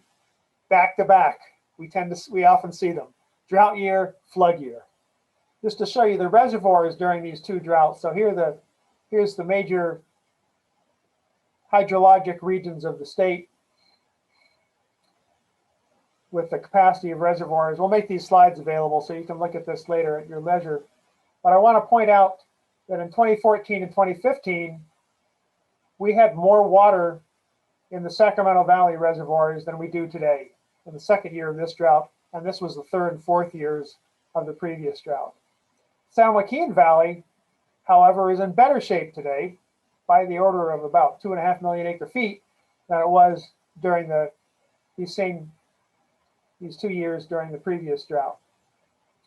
Colorado River, for those of you interested in Southern California, they get some water from there, is way down, maybe 5 million acre foot down from where it was at the lowest time during the previous drought. So overall, we see some reduction in water availability and stored water in this drought. So this drought is essentially acting like it's the third or fourth year of a drought, only in its second year compared to the previous couple of big droughts.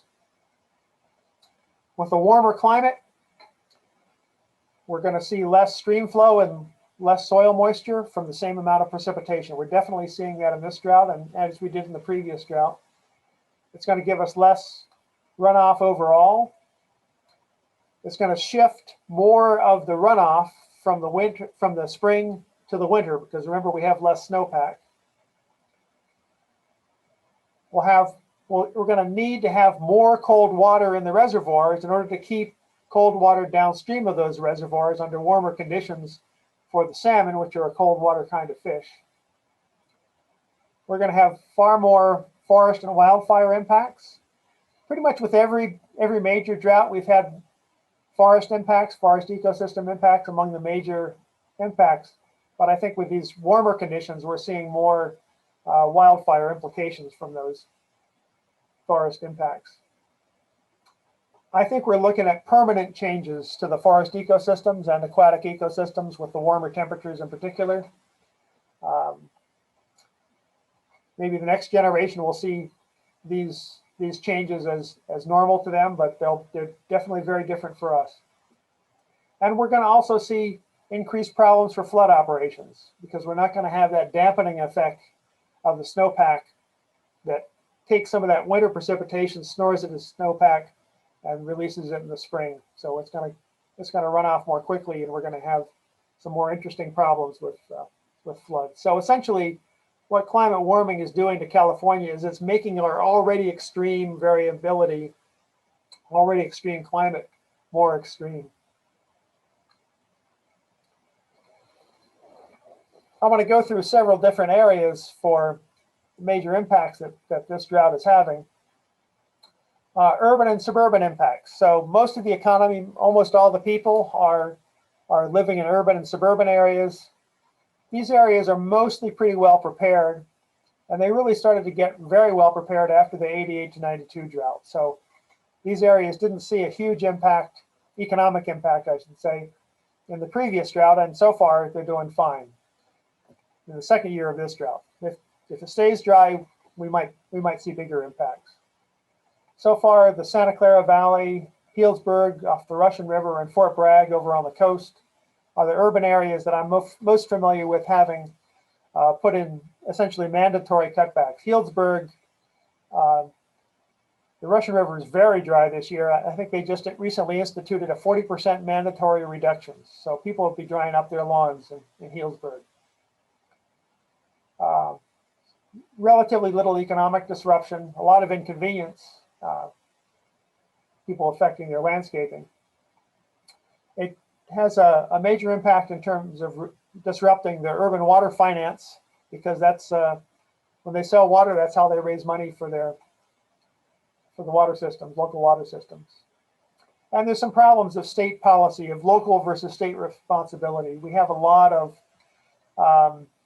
water systems, about 10,000 water systems in the state of California. Most of them are very small, a lot of different unique situations. And so the ability of local folks to manage their water supplies locally is really important for their unique conditions. Agriculture, I don't have up-to-date information for this year on agricultural impacts, but I'm going to put up 2015 impacts from the previous drought, because I think they'll be fairly similar to this year, where there was basically about a third of the normal water supply from surface water that was disrupted. Most of that disruption of surface water supplies was made up for by pumping additional groundwater. So this is very good for this year, but it's going to be a problem for future years, because you can't keep draining groundwater with every drought and not refilling it and still have it around. But even after recapturing that groundwater, you still have a deficit. And so that led to about, in 2015, about a 10% increase in fallowing of crops. The nice thing about fallowing crops is that if you fallow the least valuable crops, you have very little impact on the economy and on jobs. So fortunately, about 80%, 90% of the jobs and the revenues from agriculture in California is from about half of the irrigated surface area. So if you're a smart farmer, you don't fallow your most profitable crops. And you might even make arrangements with your neighbors that have less profitable crops to buy their water, and making them happier too. So in 2015, again, we lost about a third of the water supply for agriculture due to drought. We made up more than 2/3 of that with pumping additional surface groundwater. Fouled about 6% of the land area. It decreased crop revenues by about 2 or 3%. Had net revenue losses overall because we had to pay more to pump groundwater of about 3%, and had about 5% job loss in that year. I suspect the impacts this year will be similar. So it definitely impacts agriculture, but it's not as catastrophic as the water loss. Rural communities, we have a lot of rural communities on wells. Many of these wells are shallow. And when the agriculture goes to pump groundwater to keep their orchards going, a lot of these rural households and rural communities are left with dry wells on the order of several thousand. And we're seeing this already in this drought. Again, a little bit less than last year, but similar overall, I think.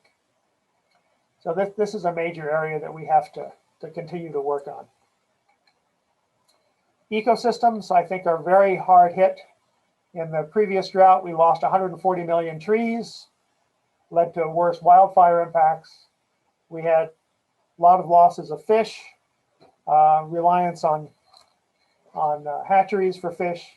We're seeing that this year. Essentially, we're going to lose the winter run salmon that's just downstream of Lake Shasta because of lack of cold water. They didn't keep enough cold water in that reservoir to get the fish eggs through this year. So we still have a lot of problems with inadequate drought preparation among some of the agencies.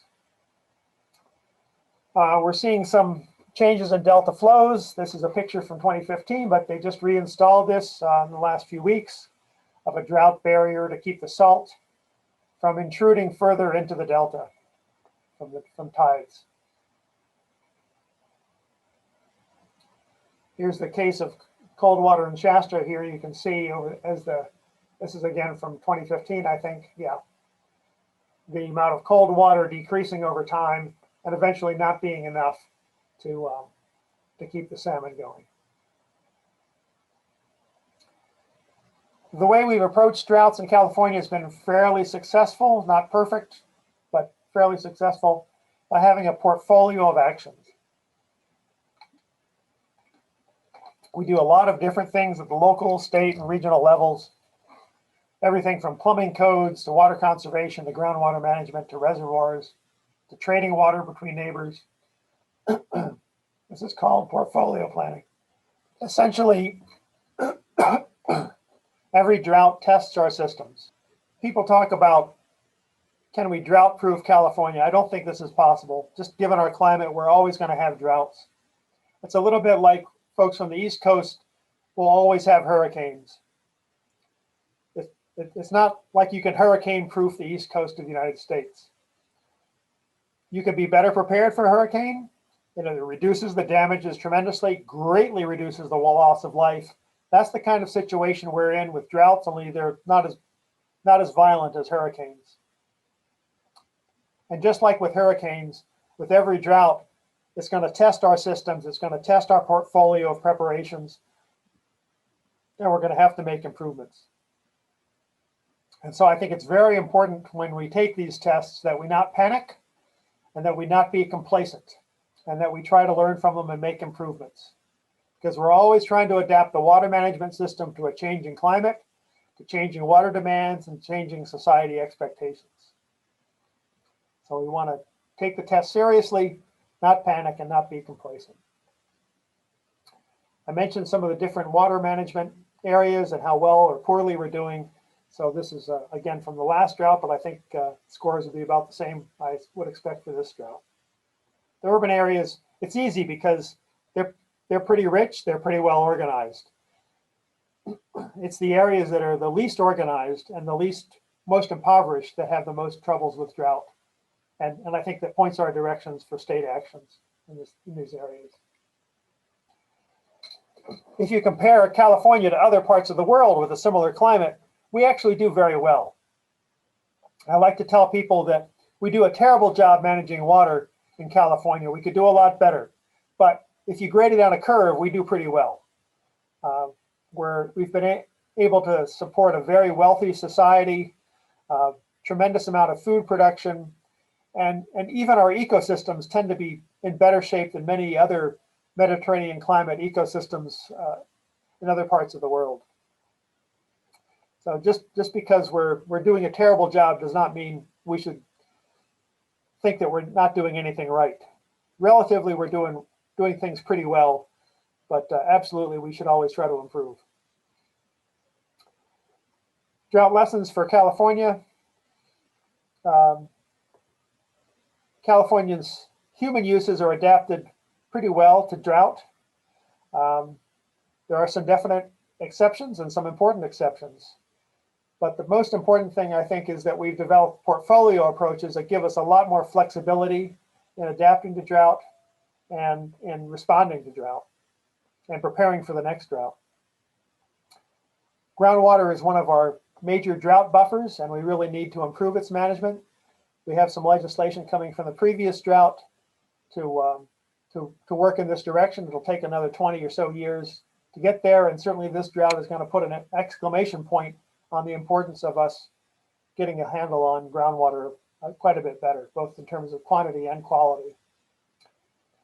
One thing that people don't realize is to the extent that globalization really buffers against drought.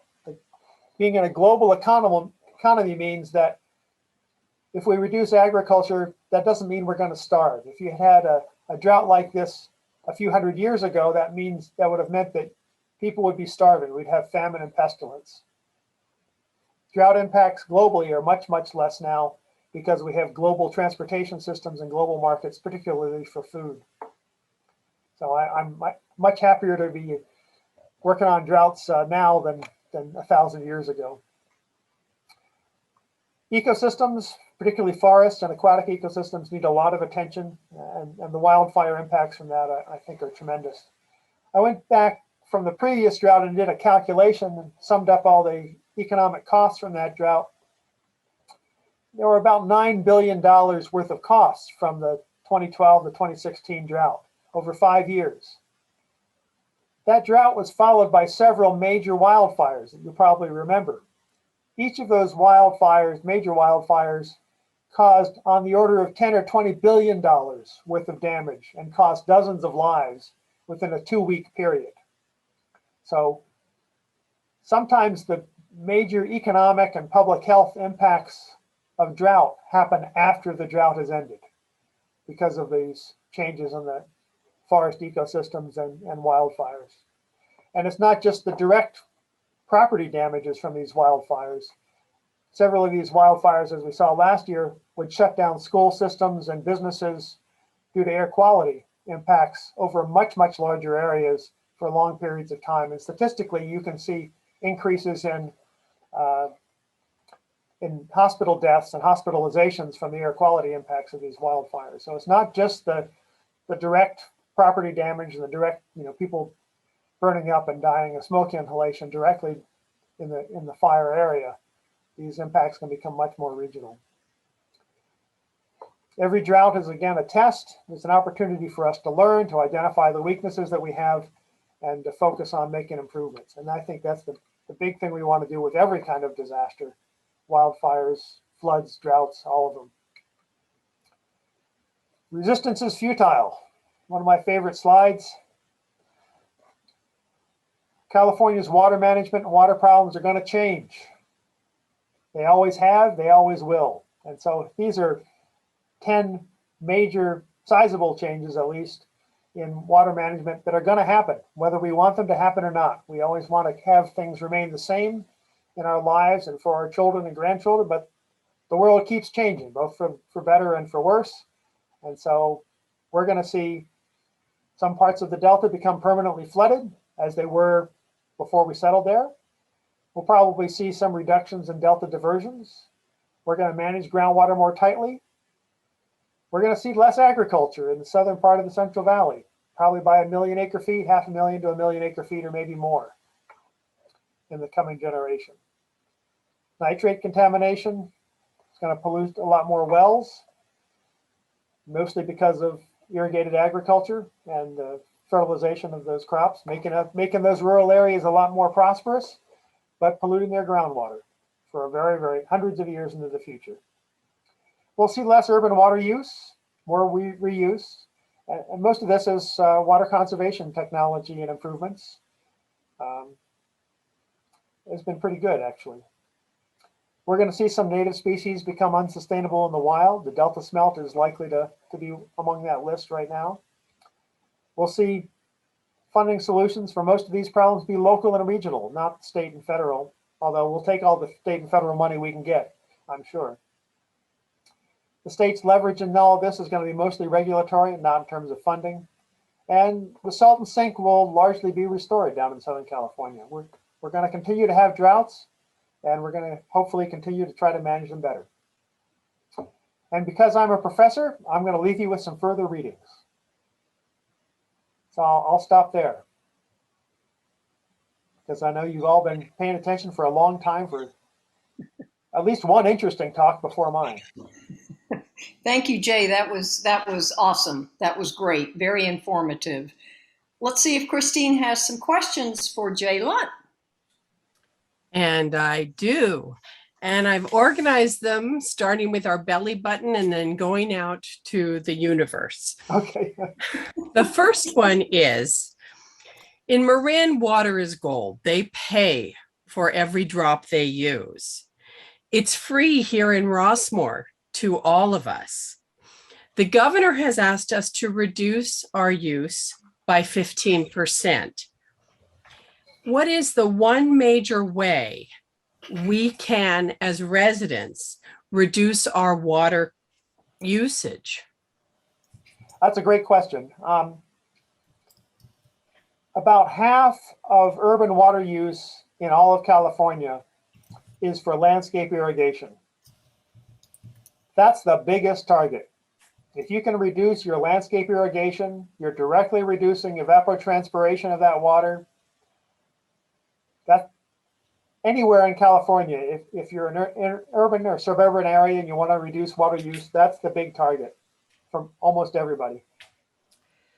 Well, that's decided by the mutuals. That's not decided by me, Christine Monsen. So within the walls of my unit, what can I do? I know I turn my water off when I'm brushing my teeth or wash my hands, take shorter showers. What's the one major thing that every one of us should be doing here in Rossmore to help save water? I would encourage your mutuals to use less water outdoors because that's really the big ticket item. And then everything else is the adding up small amounts. Okay. Make sure you have water efficient washing machines. Take shorter showers, those kinds of things. When it's yellow, let it mellow. Well, you can go to all kinds of extremes. I know when I go sailing, I for long trips, I budget 1 gallon per person per day. So you can get down pretty low if you have to. Okay, good. Well, landscaping is pretty important to us here. But Rebecca did say before she left in a message to me that their strategy, both in the mutuals where she has influence and in the GRF properties, is to reduce the turf areas by half. Do you think this is the right approach? I mean, we love our flowers here, but do you have a suggestion of how we could better reduce the landscaping irrigation? Well, my wife really loves trees. And so one of the things we noticed in the previous drought was that people would sometimes get a little overzealous about their landscape water conservation, and they would essentially ended up killing some of their trees. The same problem in the forest, only in the suburban areas. So I think the emphasis on reducing turf areas, that you can more readily recover in a wet year rather than killing off trees that take 20 or 30 years to develop is a proper allocation, even within the landscaping sector. If the governor is asking for 15 or maybe 30% reductions in water use, you can get most of that out of your landscaping sector without killing trees in most cases, I think. Well, good, because we do have trees that are suffering from the drought and the lack of groundwater, as you mentioned. And so the idea is then you do top-down irrigation, but that uses more water. So Rebecca's going to watch this. She asked that question in particular.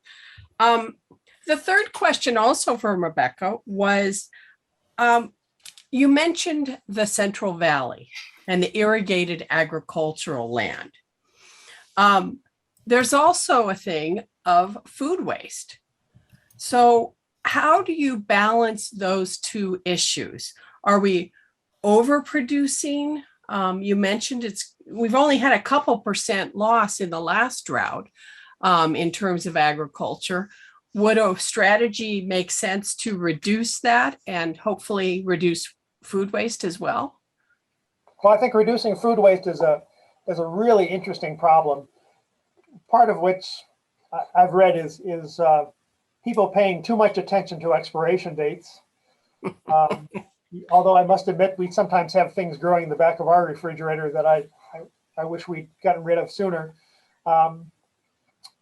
So some of it, I think, is meal planning and things like that for food waste. But it's a sizable proportion of American food purchases.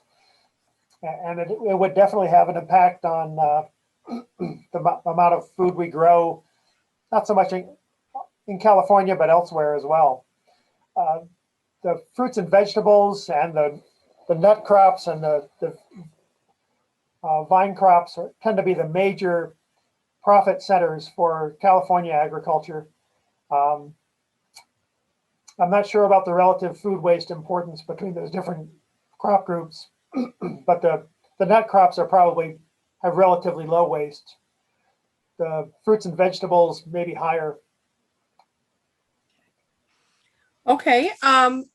Now stepping out a little further, you showed the graphics and it looks like we're not in one of the worst years yet, but we're only in year 2 of this drought.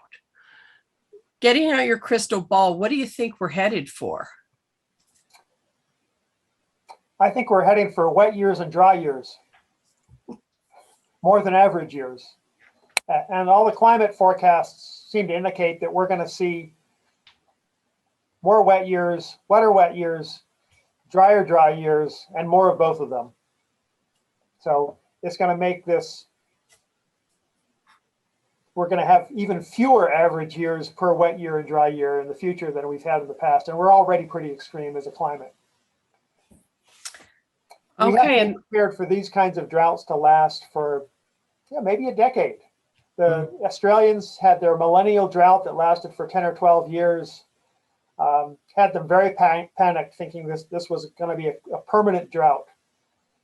And they built a bunch of desalination plants, and then it rained, and it rained, and it rained, and it rained. And so they ended up having, on the western side of the country in Perth, they kept the desalination plants because it never did get much wetter. But in the eastern parts of the country, the big metropolitan areas, they have some big, expensive, mothballed desalination plants that, they probably should have toughed it out for another couple of years and saved themselves a few $1 billion. Well, that leads to my I'm sorry, go ahead. You never know when they're going to end. And that leads to my last question. What about desalination plants? We've got a lot of coastline here in California. I know in Mexico, they use them, other areas. You just mentioned Australia. Would that be a wise investment for the state? I don't think so yet. We have a lot of agriculture that, frankly, is a cheaper source of water than desalination. Desalination is becoming less costly over time, so maybe it eventually will kick in. but I don't see that becoming a major water source for most of California for some time into the future. San Diego has a sizable plant that provides about 7% of their water use, but it's very expensive. If you want to double your water bills, desalinate. Okay, well, Jay, that's all the questions that I have so far. I do have a couple questions for Brad and Fran. Thank you, Jay. That was great. Yes, thanks, Jay. You're welcome. Will the August meeting be on Zoom of EPO and Sustainable Rossmore? You're talking about our August EPO meeting? Yes, it will be a hybrid meeting in the fireside room. Yes. So it'll still be recorded and then posted? Yes, yes, and it'll be also recorded by Channel 28 and covered by a reporter from the Rossmore News. Good. And how about Sustainable Rossmore, Brad? Yes, our August meeting will be a hybrid, and it will be in the confined spaces of the Tahoe room in the event center again. Okay, let's see. The only other thing that I have was a question that Rebecca suggested we wait for Tom Cashon when he comes back, and that is related to special outreach to the areas in Rossmore that are cul-de-sacs and don't have, but also have a lot of fuels that Mike mentioned, and doing special outreach to that, whether or not the mutuals or GRF does that. And she suggested Tom might be a better person to answer that. Fran, Brad, do either of you have a suggestion? I think that's a good solution. Let's let Tom take that one. I agree. And then when you've got a second, Christine, I would like to tag on to one of the things that you and Jay were talking about in terms of what can people do in Rossmore to impact the water usage in their manor. And take it away. Okay, one of the things, I mean, Jay's absolutely right, and I will admit that the last time probably 5 or 6 years ago when California had a drought, I got a little crazy about reusing dishwater to flush my toilet, etc. And I'd rather not go down that route again. But it seems to me one of the things that we can do, maybe not within our own manner, but individuals can and should do, is help educate our fellow residents about the importance, because maybe I'm just being overly naive or too cynical, but I think that the vast majority of Rossmore residents don't really fully grasp the severity of the water shortages caused by the cycle that we're in now. And as Jay said, we've got no idea when it's going to end. If it goes on this way, this amount of water for another 5 years, I mean, it's gonna be a major game change for the lifestyle in Rossmore, and people aren't prepared for it, and so they're still spending water like it was yesterday. I mean, for example, you can drive down the street and you can see Rossmore residents outside with a garden hose watering the landscaping, but the landscaping is already on its own automatic system and it gets watered. So it's just little things like that. Yep. One thing that a neighbor asked me, and I don't know who would answer this. Does Rossmore use gray water? I believe we do for the golf course, but is there any way of capturing it? Maybe Jay, you would know. We have all these manors throughout the area, and none of us pay for the water. So we don't have an incentive other than the goodwill and caring for our environment. Any way to use the gray water for irrigation? Well, gray water is, the public health people get a little concerned with gray water. They want to make sure you don't poison anybody, because most gray water is just fine, but occasionally somebody will be sick.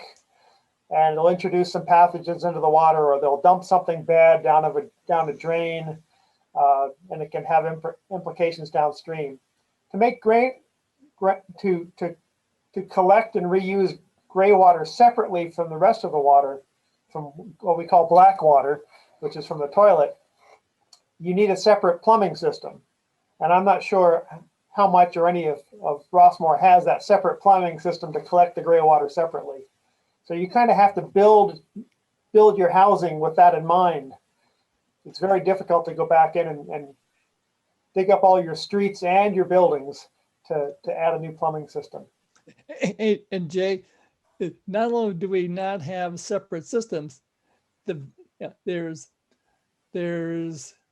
6,700 residential units here in Rossmore approximately, and I don't think any of them have their own water meter, and they're on. And so the water meters, in most cases, Christine, will correct me if I'm wrong, but in most cases is they're on a main line that services all the manors, all the houses in there, and all the landscape. So we've got no way of holding anyone accountable for how much water they're using. It might be interesting for you to, I'm sure within the system they have meters in different parts just to understand what's going on. It might be interesting to take a look at what those meter readings are in the dead of night, just to get an estimate for how much leakage there is in that system. Right. Right. Well, and speaking as a former director in Third Mutual, one of the frustrations was that you can't separate irrigation from residential usage in terms of water. And in some areas, they have pools and other things, and you can't even separate that out. So it really does come down to people being responsible and respectful of the liquid gold that comes out of our faucets and comes out of our hoses if we have plants. So it's something that we need to do. One last thing, someone early on who is a blood donor, I'm guessing, said that because the Rossmore blood drives sometimes are oversubscribed, it's not too far to go north to Pleasant Hill. And I've done that many times for platelet donations, which you can't do here in Rossmore. And if you do have like A positive or a common blood source, blood type, then you might consider doing platelet donations. It does take 3 hours, but you get to watch Netflix. So you can always go up to Pleasant Hill, the Red Cross location there, if you can't get in here in Rossmore. So with that, I think there's one other question. Oh, Mark Felix said that Second Walnut Creek Mutual has a water committee and they're looking into gray water. And that's something that actually might be possible in the multi-story, multi-unit places. But in condos where there's 4 of us, it just gets more difficult. So with that, back to you, Fran. Thank you, Christine. That was marvelous moderation of our questions and comments. And thank you again, Jay, for a marvelous presentation. You certainly deepened our knowledge and our understanding of droughts in California.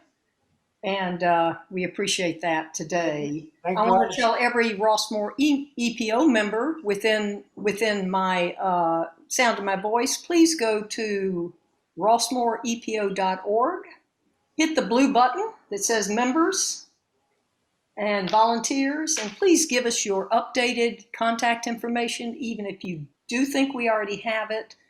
Harris is doing a marvelous job of leading an update team, and we're trying to pick off the low-hanging fruit before we have to put boots on the ground through all our entries and streets without entries here. We need that information updated. We appreciate it if you would do it. That's the easiest thing that we can get done here. And Brad, do you have any other comments at the end of the meeting before we close up? Well, those of you that know me know I've I've always got a comment on and an opinion on everything, even things I know nothing about. And so I would just encourage everyone from a sustainability standpoint to get more involved. I mean, obviously, some of you are extremely involved now, and I think we can always raise our game a little bit more. I mean, I think that's what's going to be needed. If nothing else, as I said earlier, talk to your neighbors, talk to your board members, your board president, etc. And because people need to realize that change is coming, whether they like it or not, because due to the climate change. And so you got to get ready for it, and you got to try and hold it back. Yeah. Thank you. Thank you. Thank you all for attending. Please join us in August 16th for our EPO in-person meeting. And please join Brad's group, Sustainable Rossmore. They have some wonderful upcoming events. I'm a member and I keep in touch with what they're doing. Thank you all for a marvelous program, a Zoom meeting today. Thank you, Harris, for herding Zoom cats as well as you do. You do a marvelous job. Thank you all. Take care. Thanks, Fran.